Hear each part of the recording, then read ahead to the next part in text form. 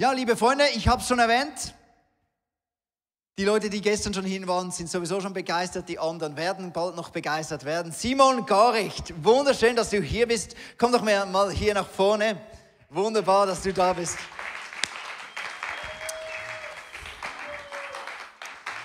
Vielleicht erzählst du es nachher noch mal kurz, wie es dazu kam, dass du Apologet geworden bist. Du bist beim Apologetik-Projekt, das ist auf Insta und auf verschiedenen Kanälen, kann man das finden, ganz einfach, Apologetik-Projekt, so heißt es und so findet man es.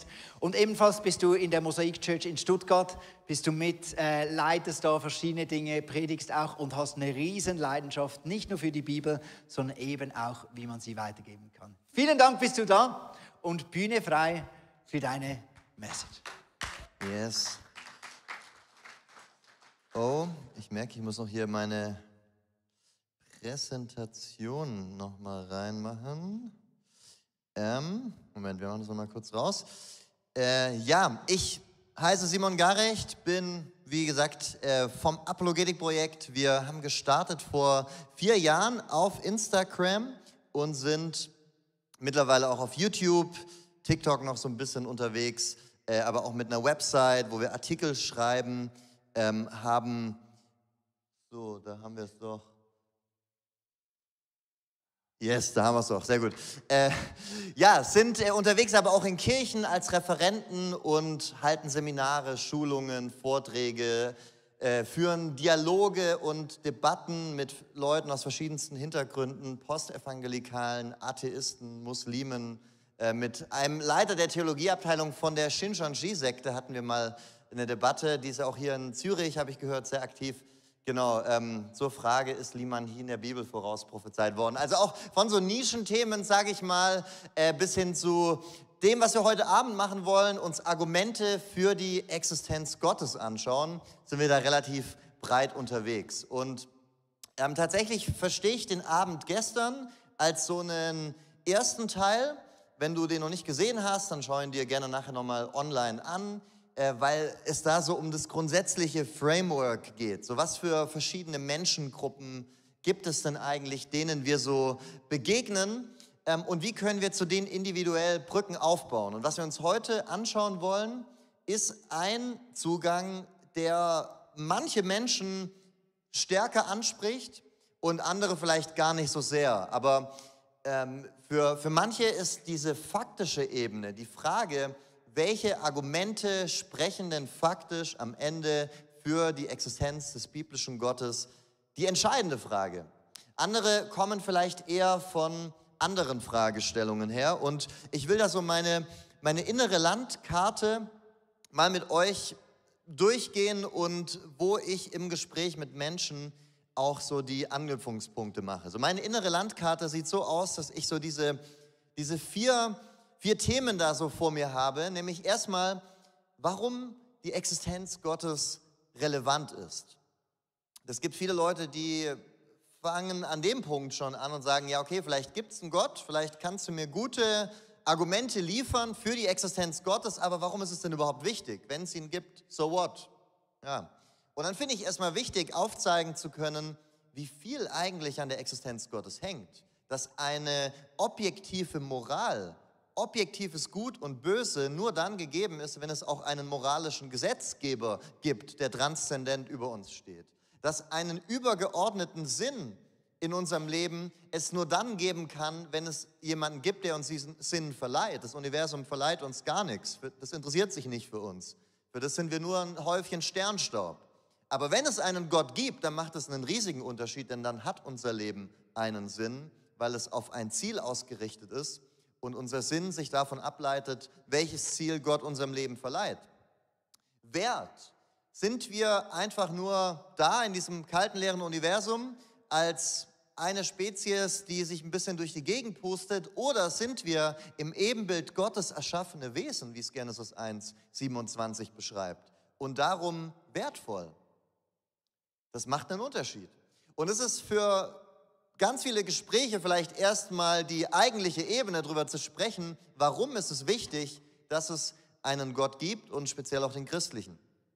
So dann im zweiten, und darüber sprechen wir heute schwerpunktmäßig, was denn eigentlich für die Existenz Gottes spricht. Und da gibt es verschiedenste Argumente, die man so anführen kann. Wir gehen heute mal vor allem 2 ein bisschen stärker durch. Dann im 3., warum das christliche Glaubenskonzept plausibler ist. Denn unser Ziel ist ja nicht nur als Christen aufzuzeigen, dass es einen Gott gibt, so einen deistischen Gott, der die Welt geschaffen hat und sich dann von ihr zurückgezogen hat und guckt da jetzt mehr oder weniger passiv runter, sondern wir wollen ja aufzeigen, dass unter den verschiedenen theistischen Vorstellungen, die es gibt über Gott, das Christliche das plausibelste ist. Und ein Weg dazu, aber auch generell entscheidend wichtig, ist die Auferstehung Jesu. So die 4. Ebene ist Jesus Christus. Was hat er über sich gesagt? Wer ist er? Welche Rolle spielt er? Und wie hat er das, was er über sich selbst behauptet hat, beglaubigt oder glaubwürdig gemacht? Und das ist eben seine Auferstehung von den Toten. Und das ist so eine innere Landkarte, die ich so vor mir habe, so ein Schema, nicht ein Schema F, aber so wo ich, wenn ich im Gespräch mit Menschen bin, überlege, okay, welcher Punkt ist denn bei der Person gerade wichtig? Denn es bringt überhaupt gar nichts, jemandem faktische Argumente für die Existenz Gottes darzulegen, wenn er sagt, das ist irrelevant. Es bringt aber auch nichts, jemanden einfach nur von der Existenz Gottes allgemein zu überzeugen, wenn du nicht auch aufzeigen kannst, warum denn jetzt gerade die christliche Vorstellung von Gott und so weiter. Okay, eine andere Ebene wäre, so da drauf zu schauen, die sogenannte Trias, die Dreiheit von dem Wahren, dem Schönen und dem Guten. Schon Aristoteles hat davon gesprochen und auch die Kirchenväter haben immer wieder so aufzeigen wollen, dass das Wahre, das Schöne, das Gute letztendlich ultimativ in der christlichen Weltanschauung zu finden ist. Und das, was damit gemeint ist, das Wahre in diesem Sinne, das, was die Realität definiert. So, was ist wahr? Und das ist letztlich die entscheidende Frage für ganz viele Menschen. Was ist faktisch wahr? Welche Weltanschauung ist die wahre von den ganzen vielen Weltanschauungen, die es gibt? Und das ist so ein Zugang zum Menschen. Ein anderer Zugang ist der des Guten. Das Gute ist das, was seine Bestimmung erfüllt. Das Gute ist, dass etwas in der Art und Weise, wie es angelegt ist, zu Wachstum führt, zu Leben führt. Und ein Weg, den wir da als Christen gehen können, ist aufzuzeigen, dass der christliche Glaube in Praxis umgesetzt genau das tut. Dass Menschen heilsam und gesund unterwegs sind, wenn sie ihr Leben in der christlichen Art und Weise leben. Und dass dieser Gott letztendlich der ist, in dem ultimativ das Gute zu finden ist. Und das Schöne, das, was liebenswürdig ist. Das, was uns fasziniert, wo wir staunen, wo wir solche heiligen Momente erleben. Und das Wahre, das Schöne, das Gute, das sind Dinge, die sind nicht aus der christlichen Sicht heraus unabhängige Werte, die jetzt einfach so dastehen. Es gibt Wahrheit und dann gibt es einmal Schönheit und dann gibt es einmal das Gute, so als unabhängige Werte, denen Gott irgendwie sich unterzuordnen hätte, sondern als Christen glauben wir, dass Wahrheit, Schönheit und das Gute real sind. Es ist nicht nur eine Illusion, es gibt sie, aber sie sind gegründet in die Natur Gottes. Was wahr ist, ist von Gott her abhängig, weil er die ultimative Wahrheit ist, was schön ist, was gut ist. Und so unsere christliche Weltanschauung ist die, dass wir auf der einen Seite Gott als den Schöpfer haben, den dreieinigen Gott, und die Schöpfung, die er geschaffen hat, die er gemacht hat, die von ihm ausgeht.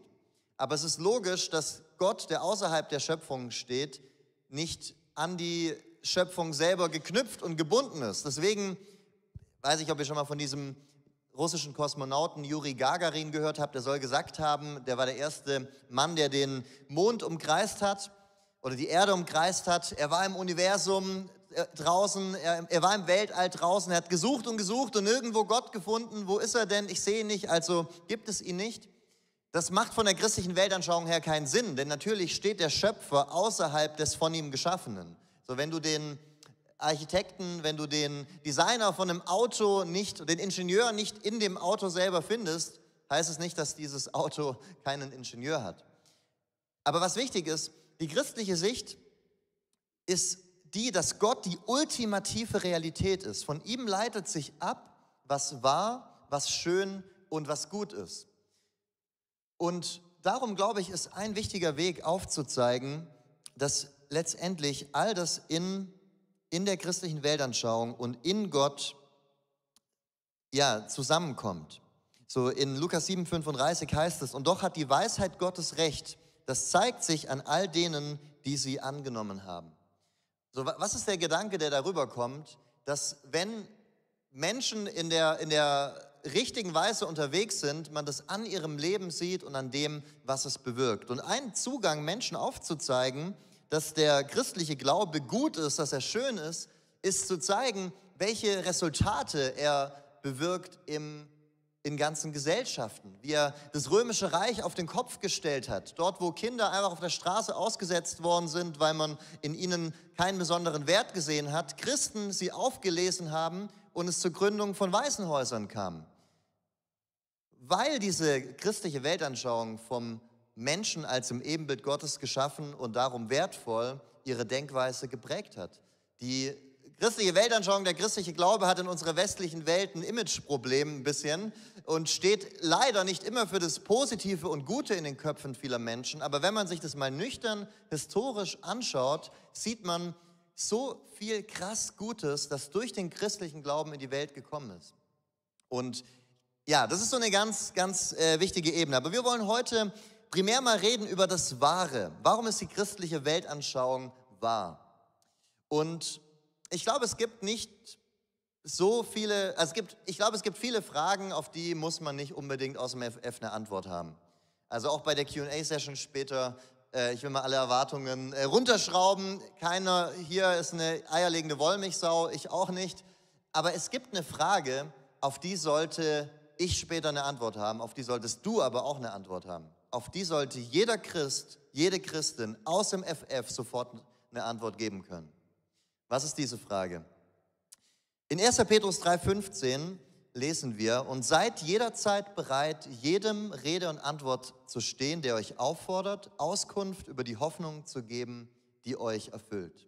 Also die Frage, die jeder Christ beantworten können sollte, ist, warum trägst du diese Hoffnung in dir? Oder auch anders formuliert, warum bist du Christ?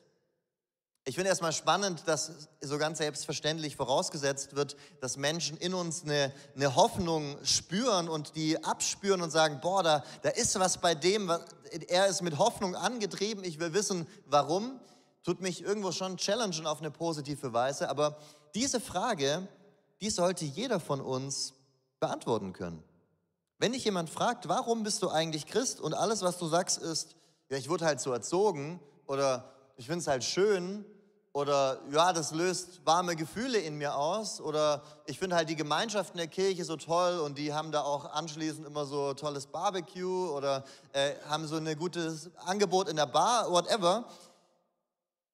Dann ist es eine nicht so gute Begründung. Diese Gründe können ja unterschiedlich aussehen. Das ist ja auch so.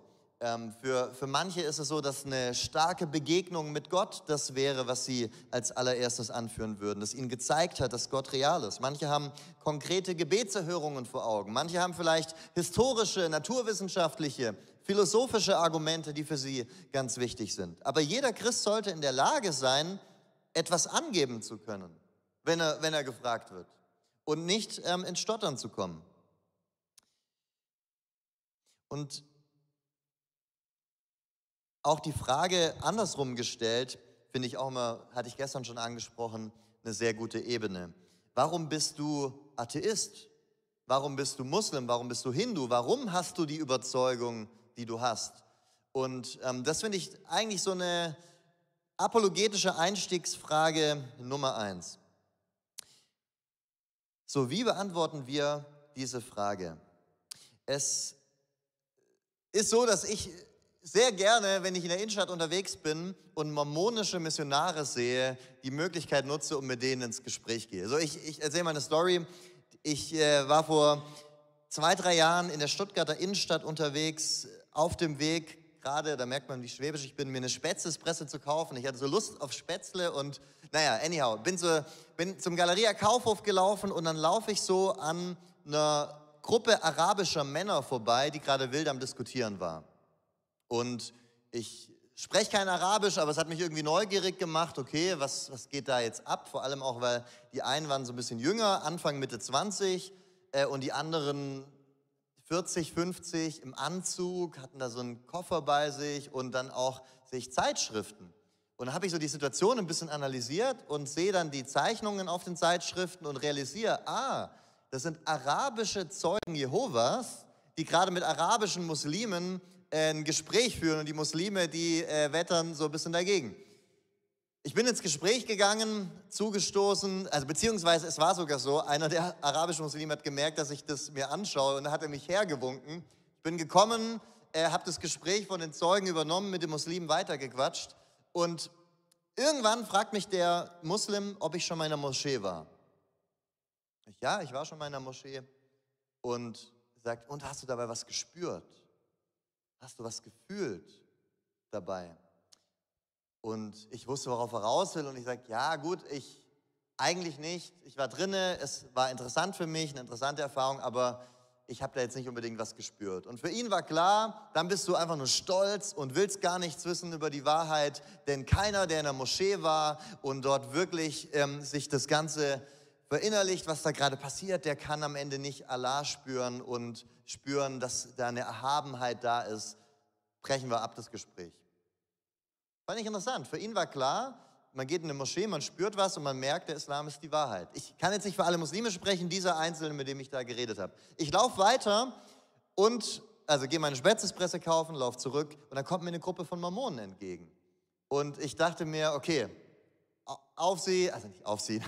gehe ins Gespräch mit ihnen, fange ein freundliches Gespräch an und so weiter. Und ich habe ihnen die Frage gestellt, die ich jedem Mormonen immer stelle, nämlich genau die, warum bist du Mormone? Warum glaubst du, dass das Buch Mormon von Gott kommt? Und die Antwort, die jeder Mormone gibt, ist immer, wirklich, weil die es so beigebracht bekommen in ihren Missionarstrainings, ich habe darüber gebetet und die Bestätigung, die ich dann bekommen habe, das Gefühl, das Brennen in der Brust, hat mir gezeigt, dieses Buch ist von Gott.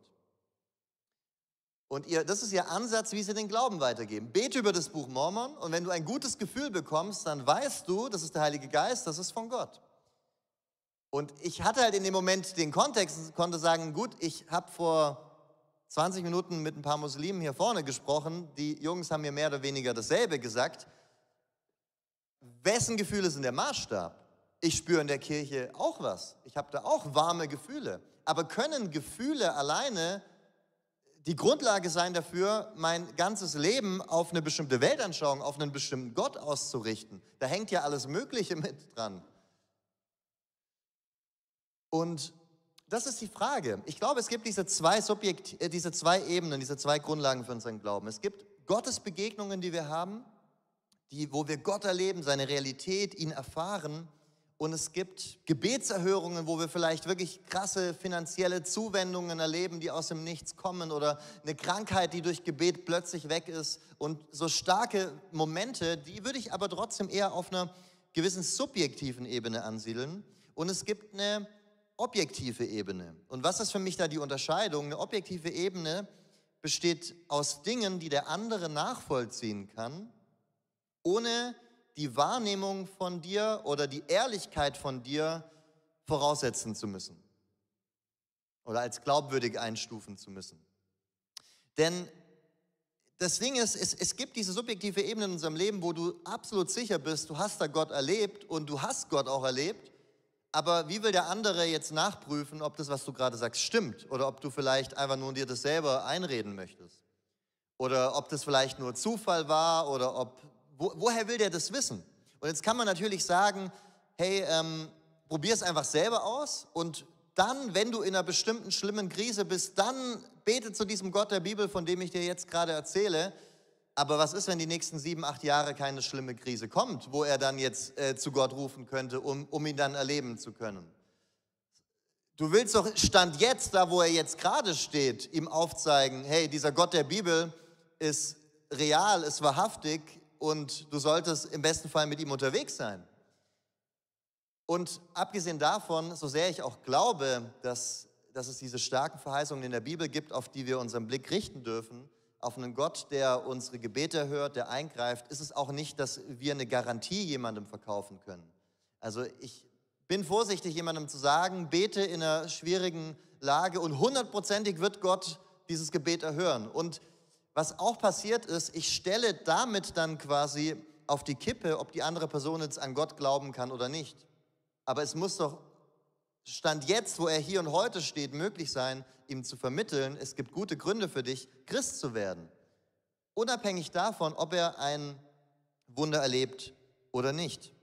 Ich habe das mal jemandem gesagt, habe ich in der Innenstadt getroffen, sagt, ja, ich gehe nicht mehr so in die Kirche. Sag ich, warum nicht? Ja, ich habe gebetet und Gott hat die Gebete nicht erhört. Und ich habe gesagt, hey, selbst wenn, was ich nicht glaube, aber selbst wenn Gott dich ein Leben lang anschweigen würde, kein einziges Gebet erhören würde, du keine Durchbrüche, keine Gebetserhörungen, keine Gottesbegegnungen erlebst, das, was er bereits getan hat am Kreuz und seine Auferstehung Jesu von den Toten, sind Grund genug, ihm entschieden ein Leben lang nachzufolgen. Und darum, glaube ich, ist diese Ebene wichtig, aufzeigen zu können. Hier und heute gibt es ein paar Argumente, ein paar Punkte, die ich dir näherlegen will, warum du an Gott festhalten und an ihn glauben kannst. So, wir können, glaube ich, zu dem Schluss kommen, nicht glaube ich, ich bin davon überzeugt, dass wir durch unsere Vernunft, durch das Wahrnehmen der Schöpfung, in der wir stehen, Gott erkennen, Gott begreifen können. Und ich will eine Bibelstelle dazu anführen, in Römer 1, 18b bis 21a, da heißt es Folgendes: Weil das von Gott Erkennbare unter ihnen offenbar ist, denn Gott hat es ihnen offenbart. Denn sein unsichtbares Wesen, sowohl seine ewige Kraft als auch seine Göttlichkeit, wird seit Erschaffung der Welt in dem Gemachten wahrgenommen und geschaut, damit sie ohne Entschuldigung sind. Weil sie Gott kannten, ihn aber weder als Gott verherrlichten, noch ihm Dank darbrachten. Also was sagt der Apostel Paulus hier? Was steht hier in der Bibel? Dass Gott den Menschen durch die von ihm geschaffene Welt eine Offenbarung präsentiert. Es gibt so diese 2 Bücher Gottes, sagt man in der Theologie, in der Kirchengeschichte. Das Buch der Bibel, durch das Gott zu uns spricht und das auch entscheidend wichtig ist, um viele Einzelheiten über ihn zu verstehen. Aber ein anderes Buch, das er benutzt, um zu uns zu sprechen, ist das Buch der Schöpfung. Und alleine durch das Betrachten der Schöpfung können wir schon verschiedene Rückschlüsse über Gott ziehen. Du kannst nicht einen Baum aufschneiden und findest darin geschrieben, dass Jesus 100% Gott, 100% Mensch ist, dass Gott dreieinig ist und so weiter. Deswegen jetzt zu sagen, Bibel beiseite, ich bin einfach mehr der Typ, der Gott in der Natur erlebt, wird am Ende auch nicht ganz reichen, sondern wir brauchen beide Bücher unbedingt. Aber durch alleine das Betrachten von diesem Buch der Schöpfung können wir wahrnehmen, dass Gott real ist, dass er da ist. Ich finde es spannend, dass er es hier auch sagt, dass das von Gott Erkennbare, also er sagt nicht, in der Schöpfung ist alles erkennbar, was es über Gott zu sagen gibt, aber wir können erkennen, dass es einen Schöpfer gibt, der hinter unserem designten Universum steht. Und wie viel können wir erkennen? So viel, dass wir Menschen, dass wir realisieren, dass wir Gott verherrlichen sollten, ihm Ehre und Dank entgegenbringen sollten. Also wir können so viel über Gott verstehen, alleine durch das Betrachten der Schöpfung, dass wir realisieren, er existiert, er ist real und er verdient es, dass wir ihm zuwenden. Und er geht dabei so weit zu sagen, deswegen hat eigentlich kein Mensch eine Entschuldigung. Denn das von Gott Offenbarte ist so deutlich, ist so sichtbar. Es gibt jetzt mehrere klassische Argumente für die Existenz Gottes. So eine solche Reihe von Argumenten sind die sogenannten kosmologischen Argumente. Kosmologische Argumente, die gehen in die Richtung aufzuzeigen, dass die Existenz aller Dinge immer abhängig von etwas anderem ist. Deine Mama hat es dir vielleicht schon beigebracht, von nichts kommt nichts. So einfach. Die Existenz aller Dinge ist immer abhängig von etwas anderem und daher muss der gesamte Kosmos letztlich von einem Wesen abhängen, das selbst unabhängig ist, das unverursacht ist, das notwendigerweise existiert. Der erste Dominostein, der alle anderen zum Umfallen gebracht hat. Die unverursachte erste Ursache. Notwendigerweise.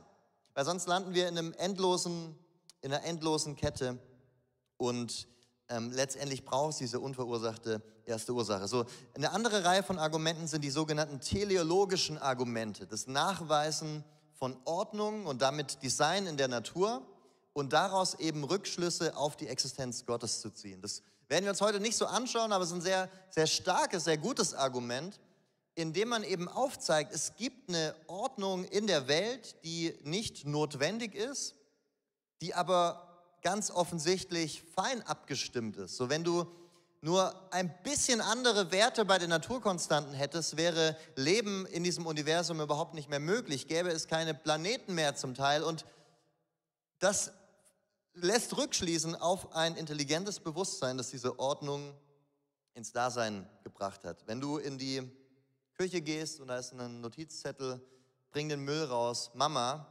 dann weißt du, das sind nicht nur aneinander gewürfelte Buchstaben, die da random irgendwie stehen, sondern da steht ein intelligentes Bewusstsein dahinter, das das ins Dasein gerufen hat. Und eine dritte Ebene für die Existenz Gottes zu argumentieren, es gibt noch andere klassische Argumente, aber das sind mal die ich vorstellen möchte, sind moralische Argumente.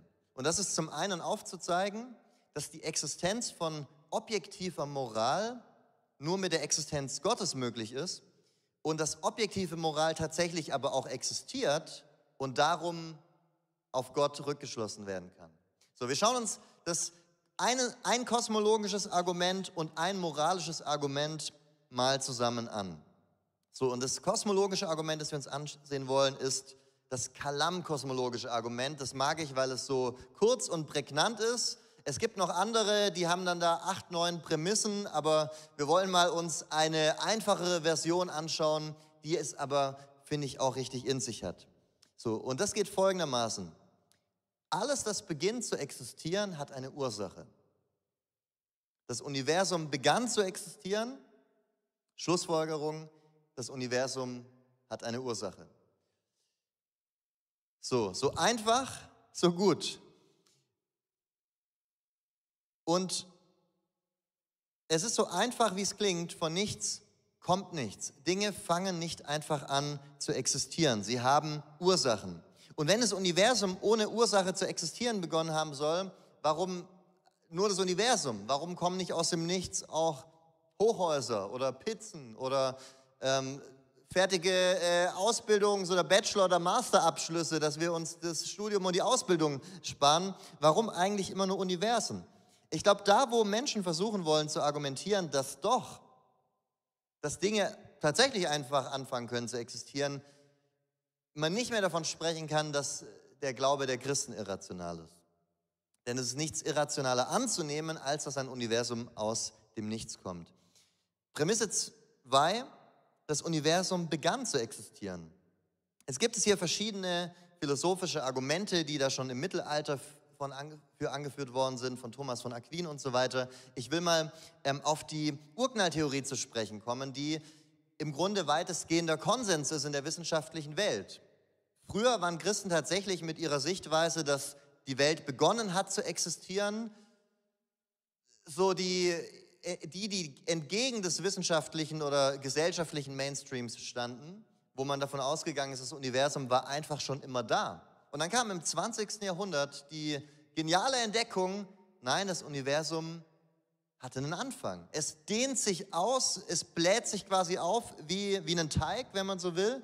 Das bedeutet aber, wenn es sich aufbläht und ausdehnt, dass es vor einer Sekunde ein bisschen weniger ausgedehnt war und vor einer weiteren Sekunde wieder ein bisschen weniger. Du kannst immer weiter zurückgehen bis zu einem Punkt vor etwa 13,8 Milliarden Jahren, wo man von dem spricht, was wir alle unter dem Urknall kennen. Dass von diesem Punkt aus letztlich das Universum ins Dasein gekommen ist und damit Zeit, Raum und Materie. Also, dass unser Universum einen Anfang hatte, das spricht für die christliche Weltanschauung. Ich will so den Zahn mal versuchen zu ziehen bei all den Leuten, die damit ein Problem haben. Die Urknalltheorie bestätigt den Aspekt, den die Bibel uns vermittelt, dass die Welt einen Anfang hatte und von Gott ins Dasein gerufen worden ist. Was ist die Schlussfolgerung? Das Universum hat eine Ursache. Aber was können wir über diese Ursache wissen? So mit dem Urknall kamen Zeit, Raum und Materie in Existenz. Und das Ursache-Wirkungsprinzip legt nahe, dass die Urursache außerhalb von diesen damit entstandenen Dingen steht. Also außerhalb von Zeit, außerhalb von Raum, außerhalb von Materie. Zeitlos, immateriell, unendlich, raumlos ist. Und das entspricht dem christlich-theistischen Verständnis von Gott. Wir glauben an eine unverursachte erste Urursache, die außerhalb von Zeit, Raum und Materie steht. Ergo, Gott existiert. So, das wäre ein Zugang. Und es gibt dann natürlich verschiedene Einwände, die vorkommen. Zum Beispiel, dass gesagt wird, ja, aber wer erschuf denn dann Gott? Wie erklärt man sich denn dann jetzt die Existenz Gottes? So, wenn wir von Gott sprechen als Christen, dann meinen wir aber nicht ein ins Dasein gekommenes Wesen, sondern wir sprechen von genau dem, wo das kalam-kosmologische Argument uns hinführt. Wir sprechen ja von einer unverursachten ersten Ursache. Wir sprechen von dem, wo uns, behaupte ich, die Logik zwingenderweise hinführt, von dem ersten Dominostein in Anführungsstrichen, der die anderen umwirft. Wir sprechen von dem, der keinen Anfang hat. Also die Prämisse 1 ist, alles, was beginnt zu existieren, hat eine Ursache. Gott begann nicht zu existieren, darum gilt diese Frage in dem Fall nicht für Gott. Dann werden Beispiele genannt für Dinge, die eben sehr wohl aus dem Nichts entstehen können, wobei dann aber das, was dann angeführt wird, die physikalischen Teilchen, nicht wirklich in einem Nichts sich befunden haben, sondern schon im Weltall da waren, und da wird auf schwarze Löcher und anderes verwiesen. Aber letztendlich führt alles immer wieder zurück, auch wenn wir die Multiversumstheorie uns anschauen, also die Überlegung, dass da so ein Multiversum ist, was lauter Universen produziert, und irgendwann kam mal unseres bei raus und wir leben jetzt halt in dem, lässt dann wieder die Frage kommen, aber auch Zeit, Raum und Materie muss ja in diesem Multiversum ins Dasein gekommen sein, und letztendlich weist auch das wieder hin auf diese unverursachte erste Ursache, auf Gott. Ein weiteres Argument, das in eine andere Richtung geht, ist ein moralisches Argument in der Form von William Lane Craig, wie ich es jetzt mal hier in der Kürze uns präsentieren möchte. Prämisse 1: Wenn Gott nicht existiert, existieren auch keine objektiven moralischen Werte und Pflichten. Prämisse 2: Objektive moralische Werte und Pflichten existieren. Schlussfolgerung: Also existiert Gott. Und wir schauen uns auch hier wieder die beiden Prämissen an und schauen dann, ob die Schlussfolgerung zutrifft. So, die Sache ist bei Gesetzen, dass sie eines Gesetzgebers bedürfen.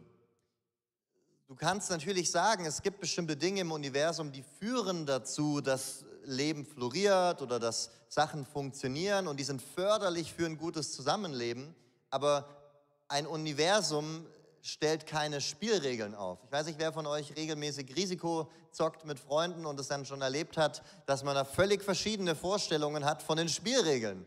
So, die einen sagen, man darf 5 Männer pro Runde reinpacken, die anderen sagen 3 Männer, die anderen sagen 3, in der nächsten 4, in der nächsten 5, in der nächsten und so weiter. Die einen sagen, ja, du darfst so viele Männer nachziehen, wie du willst, Hauptsache, die müssen mit deinen Ländern verbunden sein. Die anderen sagen, nee, immer nur ein Land pro Zug. So, obwohl wir alle vor demselben Spielbrett sitzen. Das Spielbrett selber erklärt uns noch nicht, wie wir zu spielen haben. Dazu braucht es Personen mit Bewusstsein, die vor diesem Spielbrett sitzen und die Spielregeln aufstellen. Und es kann sein, dass es bestimmte Dinge gibt in unserem Universum, bestimmte, Faktoren, die förderlicher sind für das Florieren der Gesellschaft. Aber warum sollten diese Dinge denn gut sein? Wie können wir überhaupt von gut sprechen? Was ist gut, was ist böse? Wer legt den Maßstab dafür fest? Stell dir vor, morgen wird die Schweizer Regierung abgesetzt, es herrscht Anarchie und die Gesetzgebung besteht nicht mehr. Du kannst natürlich sagen, hey, ich fahre trotzdem mit meinem Auto bei dem 30er-Schild nur 30. Du kannst aber auch sagen, mir doch egal, kann mir eh keiner was, ich düse hier mit 70 lang. Wenn es keinen Gesetzgeber gibt, der das festlegt, dann kannst du für dich selber natürlich sagen, das ist mein innerer Kompass, aber sie haben keine objektive Gültigkeit. Es braucht einen über uns Menschen stehenden Gesetzgeber, um über uns stehende Gesetze zu vermitteln. Prämisse 2. Objektive moralische Werte und Pflichten existieren. So, das ist eine Prämisse, die ist ein bisschen umkämpfter. So, ich habe hier hinten einen Kumpel, der arbeitet auch bei unserem Apologetik-Projekt mit und wir diskutieren, philosophieren regelmäßig über das Moralargument. Und diese Prämisse, da merken wir immer, die ist ein bisschen schwerer, denn viele Leute würden sagen, nee, ist ja einfach nicht so. Moral wird durch Kultur festgelegt. Moral entscheidet jeder für sich selber. Was moralisch ist, das entscheidet eine Community, eine Gruppe für sich. Das hat die UN irgendwann mal so in ihrer Menschenrechtscharta festgelegt und ja, das ist halt moralisch. Oder objektiv gültige Moral gibt es nicht, aber es ist auch nicht so schlimm, weil entscheidend ist eben, was der größtmöglichen Menge an Menschen Glück bringt oder was die kleinste Menge an Menschen unglücklich macht. Aber erstens, wieso sollte mich das interessieren, ob die anderen glücklich sind? Wenn ich selber gutes Leben habe, dann ist mir das unter Umständen herzlich, oder könnte es mir theoretisch unter Umständen herzlich egal sein, wie es den anderen geht. Und du siehst Leute wie einen Stalin, wie einen Mao, die zig Millionen Menschen auf dem Gewissen haben und bei denen gab es kein Karma in irgendeiner Weise, das sich in diesem Leben dann auf sie negativ ausgewirkt hat. Die sind am Ende, die werden heute noch verehrt, Jahrzehnte später. Bei uns einem Asiaten in Stuttgart war der erste, wo ich jemals eine schlechte Google-Rezension geschrieben habe. Ich weiß nicht, ich setze mich nicht so gern vors Handy und schreibe schlechte Rezensionen, bin aber immer happy über Leute, die das machen, damit ich weiß, wo ich essen gehen kann. Aber da habe ich zum ersten Mal gemacht, weil die einfach knallhart ein Bild von diesem Massenmörder Mao im Restaurant hatten. Und der Mann ist, wenn du ihn mal googelst, verantwortlich für zig Millionen Menschen seines eigenen chinesischen Volkes, die verhungert sind, weil er seine Maßnahmen für die Zentralisierung des Landes errichtet hat. Der hat gar keinen Nachteil davon gehabt, sich unmoralisch zu verhalten. Also es stimmt einfach nicht zu sagen, wenn ich jetzt mich moralisch verhalte, bringt es mir einen evolutionären Vorteil oder dann habe ich selber was davon oder wieso sollte es mich interessieren? Jetzt mal so gesagt, ich glaube, es sollte uns interessieren und wir kommen auch gleich zu der Frage, ob man an Gott glauben muss, um moralisch zu handeln. Das ist damit nämlich nicht ausgesagt. Aber ich bin davon überzeugt, wir alle erleben moralische Gesetzmäßigkeiten. Wir alle erleben, so wie die Schwerkraft, dass es real ist, dass Lügen böse ist, dass jemanden überfallen böse ist, dass jemandem helfen, dass für jemanden da sein, dass dem Schwachen helfen, was Gutes ist. So, wir alle haben diesen moralischen Sinn in uns. Auch wenn wir davon sprechen, dass es einen moralischen Fortschritt gab, dass es gut ist, dass jetzt Frauen das Wahlrecht haben, dass es gut ist, dass in den USA schwarze Menschen nicht mehr diskriminiert werden, dass es gut ist, dass wir die Sklaverei abgeschafft haben. Wenn wir von moralischem Fortschritt sprechen, ich will mal den Vergleich machen zu wissenschaftlichem Fortschritt. Von wissenschaftlichem Fortschritt zu sprechen bedeutet, die Welt, wie sie beschaffen ist, besser zu erkennen, besser zu verstehen, besser erforscht zu haben. Von moralischem Fortschritt zu sprechen bedeutet, moralische Wahrheiten, die über uns stehen, uns näher auf sie zubewegt zu haben. So, wenn wir von moralischem Fortschritt sprechen und in uns drin merken, den gibt es, ich glaube, es ist ein gutes Indiz dafür, dass es wirkliches objektives Gut und Böse gibt. Da könnte man noch viele weitere Punkte anführen, aber ich will mal zur Schlussfolgerung kommen. Daraus können wir schließen, dass Gott existiert. Denn Regeln kommen nicht von Objekten, sondern von Personen mit Bewusstsein und werden von außen angelegt und nicht von dem Universum selbst diktiert. Und das entspricht letztlich der biblischen Weltanschauung. Da gibt es ein Match mit dem, was die Bibel sagt und mit dem, was wir Menschen erleben. Da heißt es im Römerbrief Kapitel 2, 14 bis 15, denn wenn die Nationen, die das Gesetz nicht haben, doch von Natur aus das tun, was im Gesetz steht, dann sind diese, obwohl sie kein Gesetz haben, sich selbst ein Gesetz. Sie beweisen, dass das Werk des Gesetzes in ihre Herzen geschrieben ist, was auch ihr Gewissen bezeugt. Dazu auch die Gedanken, die sich untereinander verklagen oder entschuldigen. Also die Bibel spricht davon, dass Gott jedem Menschen ein moralisches Gesetz ins Herz reingelegt hat. Und ich glaube, dass das ein interessanter Punkt ist, zu sehen, unser Empfinden, wie wir die Welt erleben und wahrnehmen. Dass wir sagen, es ist objektiv böse in allen Umständen immerzu, dass man ein kleines Kind zum Spaß foltert. Und es ist es nicht nur in Relation, sondern es ist objektiv einfach böse. Das lässt sich besser erklären mit der tatsächlichen Existenz von moralischen Gesetzen, als wenn ich sage, das ist nur eine evolutionär eingeredete Illusion. Und das führt wiederum zu einem moralischen Gesetzgeber. So Einwände, die da kommen, ist, man kann ja auch als Atheist moralisch handeln. Was willst du mir da eigentlich erklären? Was damit nicht gesagt werden soll, ist, dass man nur dann, wenn man gläubig ist, moralisch handeln kann. Das ist so das classy Missverständnis. Das will dieses Argument nicht aussagen. Was es aussagen möchte, ist, dass das, was wir alle erleben, egal ob Atheist oder nicht oder Christ, moralische Gesetze als was Reales, dass sie besser erklärbar sind mit einer christlichen Weltanschauung als mit einer atheistisch-naturalistischen, in der wir in einem kalten, leeren Universum sind, das uns keine moralischen Gesetze geben kann. Das sogenannte Eutyphron-Dilemma, dass man sagt, naja, aber wenn jetzt etwas gut ist, dann ist ja da das Gute unabhängig von Gott und dann gibt es neben Gott eine andere Entität, aber das lässt sich daraus auflösen, dass das Gute nicht unabhängig von Gott besteht, sondern von seiner Eigenschaft her, also dass Gott definiert, was das Gute ist und von ihm her das festgelegt und bestimmt ist. Wir könnten über verschiedene Punkte sprechen. Ich glaube, ja, ich habe es auch teilweise schon angesprochen. Kultur bestimmt Moral, das ist halt die Sache. Ich meine, wenn wir jetzt über die französische Grenze fahren, dann ist es dort beispielsweise erlaubt, Gänseleber zu essen, die von gemästeten Gänsen kommt. Ich kenne selber Leute, die, wenn sie dann in Frankreich Urlaub machen, sich immer diese Gänseleber holen, weil das in Deutschland verboten ist. Vielleicht trete ich in ein Fettnäpfchen und das ist in der Schweiz auch erlaubt, aber sagen wir mal Deutschland, Frankreich, da ist es erlaubt, da hat jetzt vielleicht nicht gesagt, es ist gut, aber die Gesetzgebung sagt nicht, es ist böse, also wie auch immer, sagen wir mal, es ist neutral, da ist es erlaubt, diese Art von Tierquälerei zu betreiben, einer Gans einen Trichter ins Maul, in den Mund zu stopfen und sie so zu mästen, dass der Fettanteil bei ihr größer wird und darum die Leber auch besser schmeckt. Und du gehst über die Grenze und auf magische Weise in einem anderen Kulturkreis ist es jetzt plötzlich falsch. Hier ist es okay, da ist es falsch. Es gibt Länder, in denen ist Frauenbeschneidung sehr geläufig. In Ägypten waren bis vor einigen Jahren 92% der Frauen beschnitten. Genitalverstümmelung.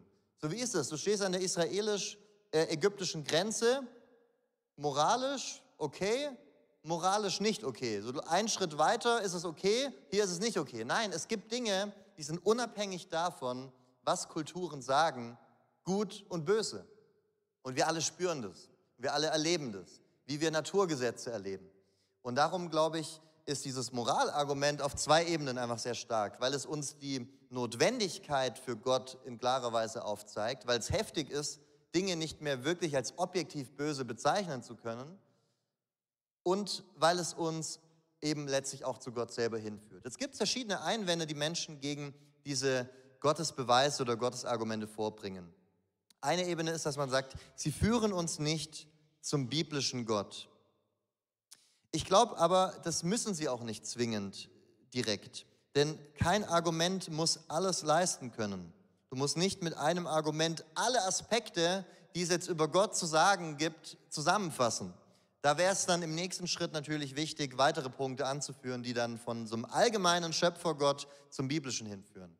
Oder, hey, ganz ehrlich, es geht doch um eine persönliche Beziehung mit Gott, nicht um rationale Argumente für ihn.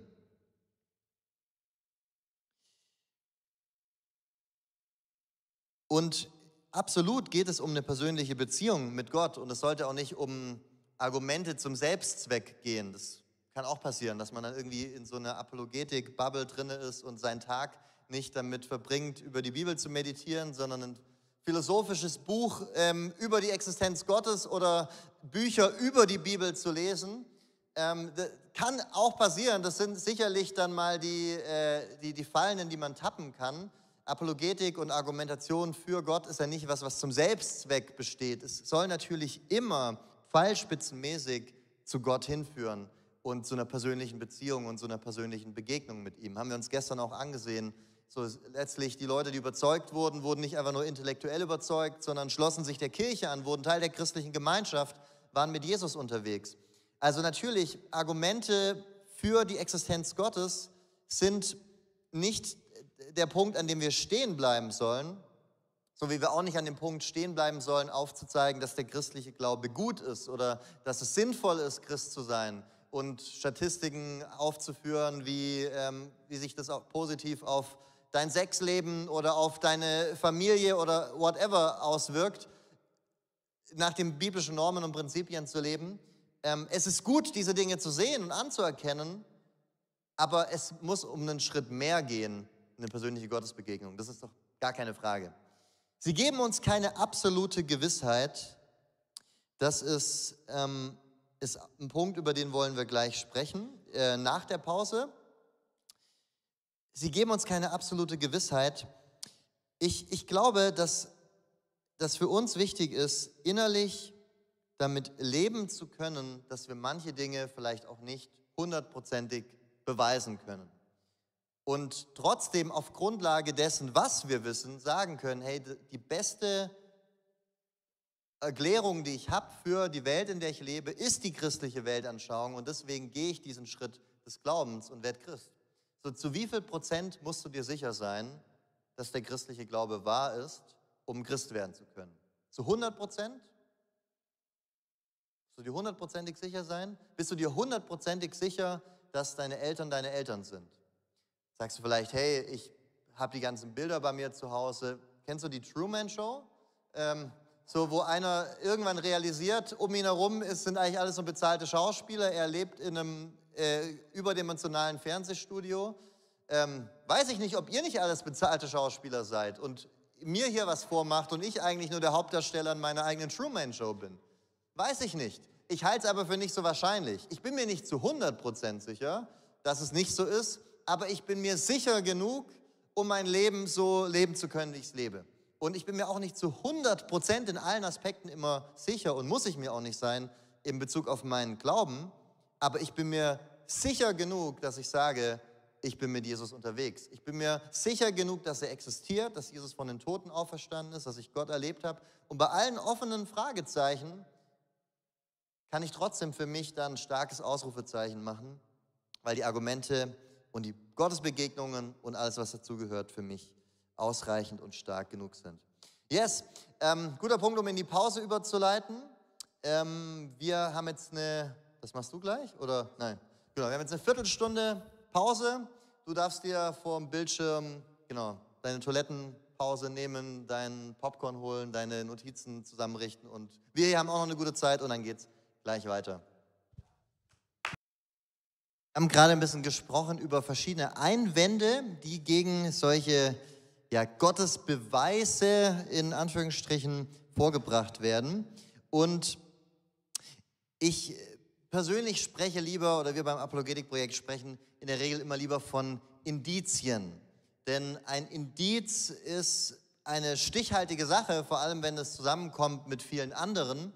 Aber ein Beweis im eigentlichen Sinne ist etwas, das, glaube ich, so nicht erbracht werden kann. Aber aus dem Grund, den ich gerade gebracht habe, das kannst du bei ganz vielen anderen Dingen auch nicht. Und trotzdem triffst du Entscheidungen in die eine oder in die andere Richtung zu gehen. Trotzdem bist du von bestimmten Dingen überzeugt, auch wenn du sie nicht im strengen Sinne beweisen kannst. Ich glaube, die beste Erklärung vorzubringen, das ist es, was wir liefern sollten und was die christliche Weltanschauung, glaube ich, auch sehr gut liefern kann. Aber mit offenen Fragezeichen leben zu können und etwas nicht zu 100% beweisen zu können, ich glaube, das ist möglich, Christ zu sein und überzeugt und begeistert, auch wenn man eben nicht einen Beweis im strengen Sinn hat. Ich möchte vorbringen, was ich für einen sinnvolleren Weg auch halte, über Argumente für Gott nachzudenken. Es gibt so den sogenannten autonomen Gottesbeweis, dass man eben rangeht an die erkennbare Wirklichkeit, sich anschaut, wie die Welt beschaffen ist, aus dem heraus seine Argumentation ableitet und dann sagt, Gott existiert. Ein theonomer Gottesbeweis wäre zu sagen, okay, wir haben die erkennbare Wirklichkeit, die Welt, wie wir sie vor uns haben. Wir haben die christliche, die biblische Weltanschauung und wir sehen, und so argumentieren wir, beide passen sehr gut zusammen. Da ergibt sich ein Match. Da ergibt es für mich mehr Sinn, wenn ich die Welt durch eine christliche Brille anschaue, als wenn ich sie durch eine atheistisch-naturalistische Brille anschaue. Oder als wenn ich sie durch eine polytheistische Brille anschaue oder als wenn ich und so weiter. Also wenn ich die Welt, wie sie vor mir ist, beobachte, angucke und die biblische Weltanschauung mir anschaue und ich beides gegenüberstelle, dann ergibt sich ein Match. Das wäre, wie ich rangehen würde. Man unterscheidet dazwischen deduktiven Argumenten und induktiven Argumenten. Deduktive Argumente, die laufen so ab, dass die Prämissen, wie eben gerade gebracht, vorgelesen werden und wenn die Prämissen stimmen, stimmt die Schlussfolgerung zu 100%. Induktive Argumente funktionieren so, dass die Schlussfolgerung nicht garantiert ist, aber trotzdem sehr wahrscheinlich ist, weil sie wahrscheinlicher als alle anderen vorhandenen Optionen ist. So, was eine gute Theorie ausmacht, ist, dass sie alle Indizien erklärt und dass sie möglichst einfach ist. So, nicht alles, was möglich ist, ist wahrscheinlich. Es wäre theoretisch auch möglich, dass unsere Welt so ist, wie sie ist, weil sich ein paar Aliens einen Spaß erlaubt haben und alles mal ins Dasein gerufen haben. Es ist, wie gesagt, auch theoretisch möglich, dass wir alle in einer Matrix leben und wir an Computern angezapft sind und das alles um uns herum gerade nur eine Illusion ist. Theoretisch möglich. Ist es wahrscheinlich? Eher weniger. So entscheidend ist jetzt nicht, ist etwas theoretisch möglich, sondern was ist die beste und wahrscheinlichste Erklärung. Und du kannst dir verschiedene Dinge ansehen und zusammengenommen, glaube ich, in einem deduktiven Argument sehen, die beste Hypothese für all diese Punkte ist die Existenz Gottes. Und auf dem Weg einen theonomen Gottesbeweis oder ein deduktives Argument für die Existenz Gottes zu machen. Was sind diese Punkte? Ich habe jetzt mal eine ganze Reihe von Dingen angeführt.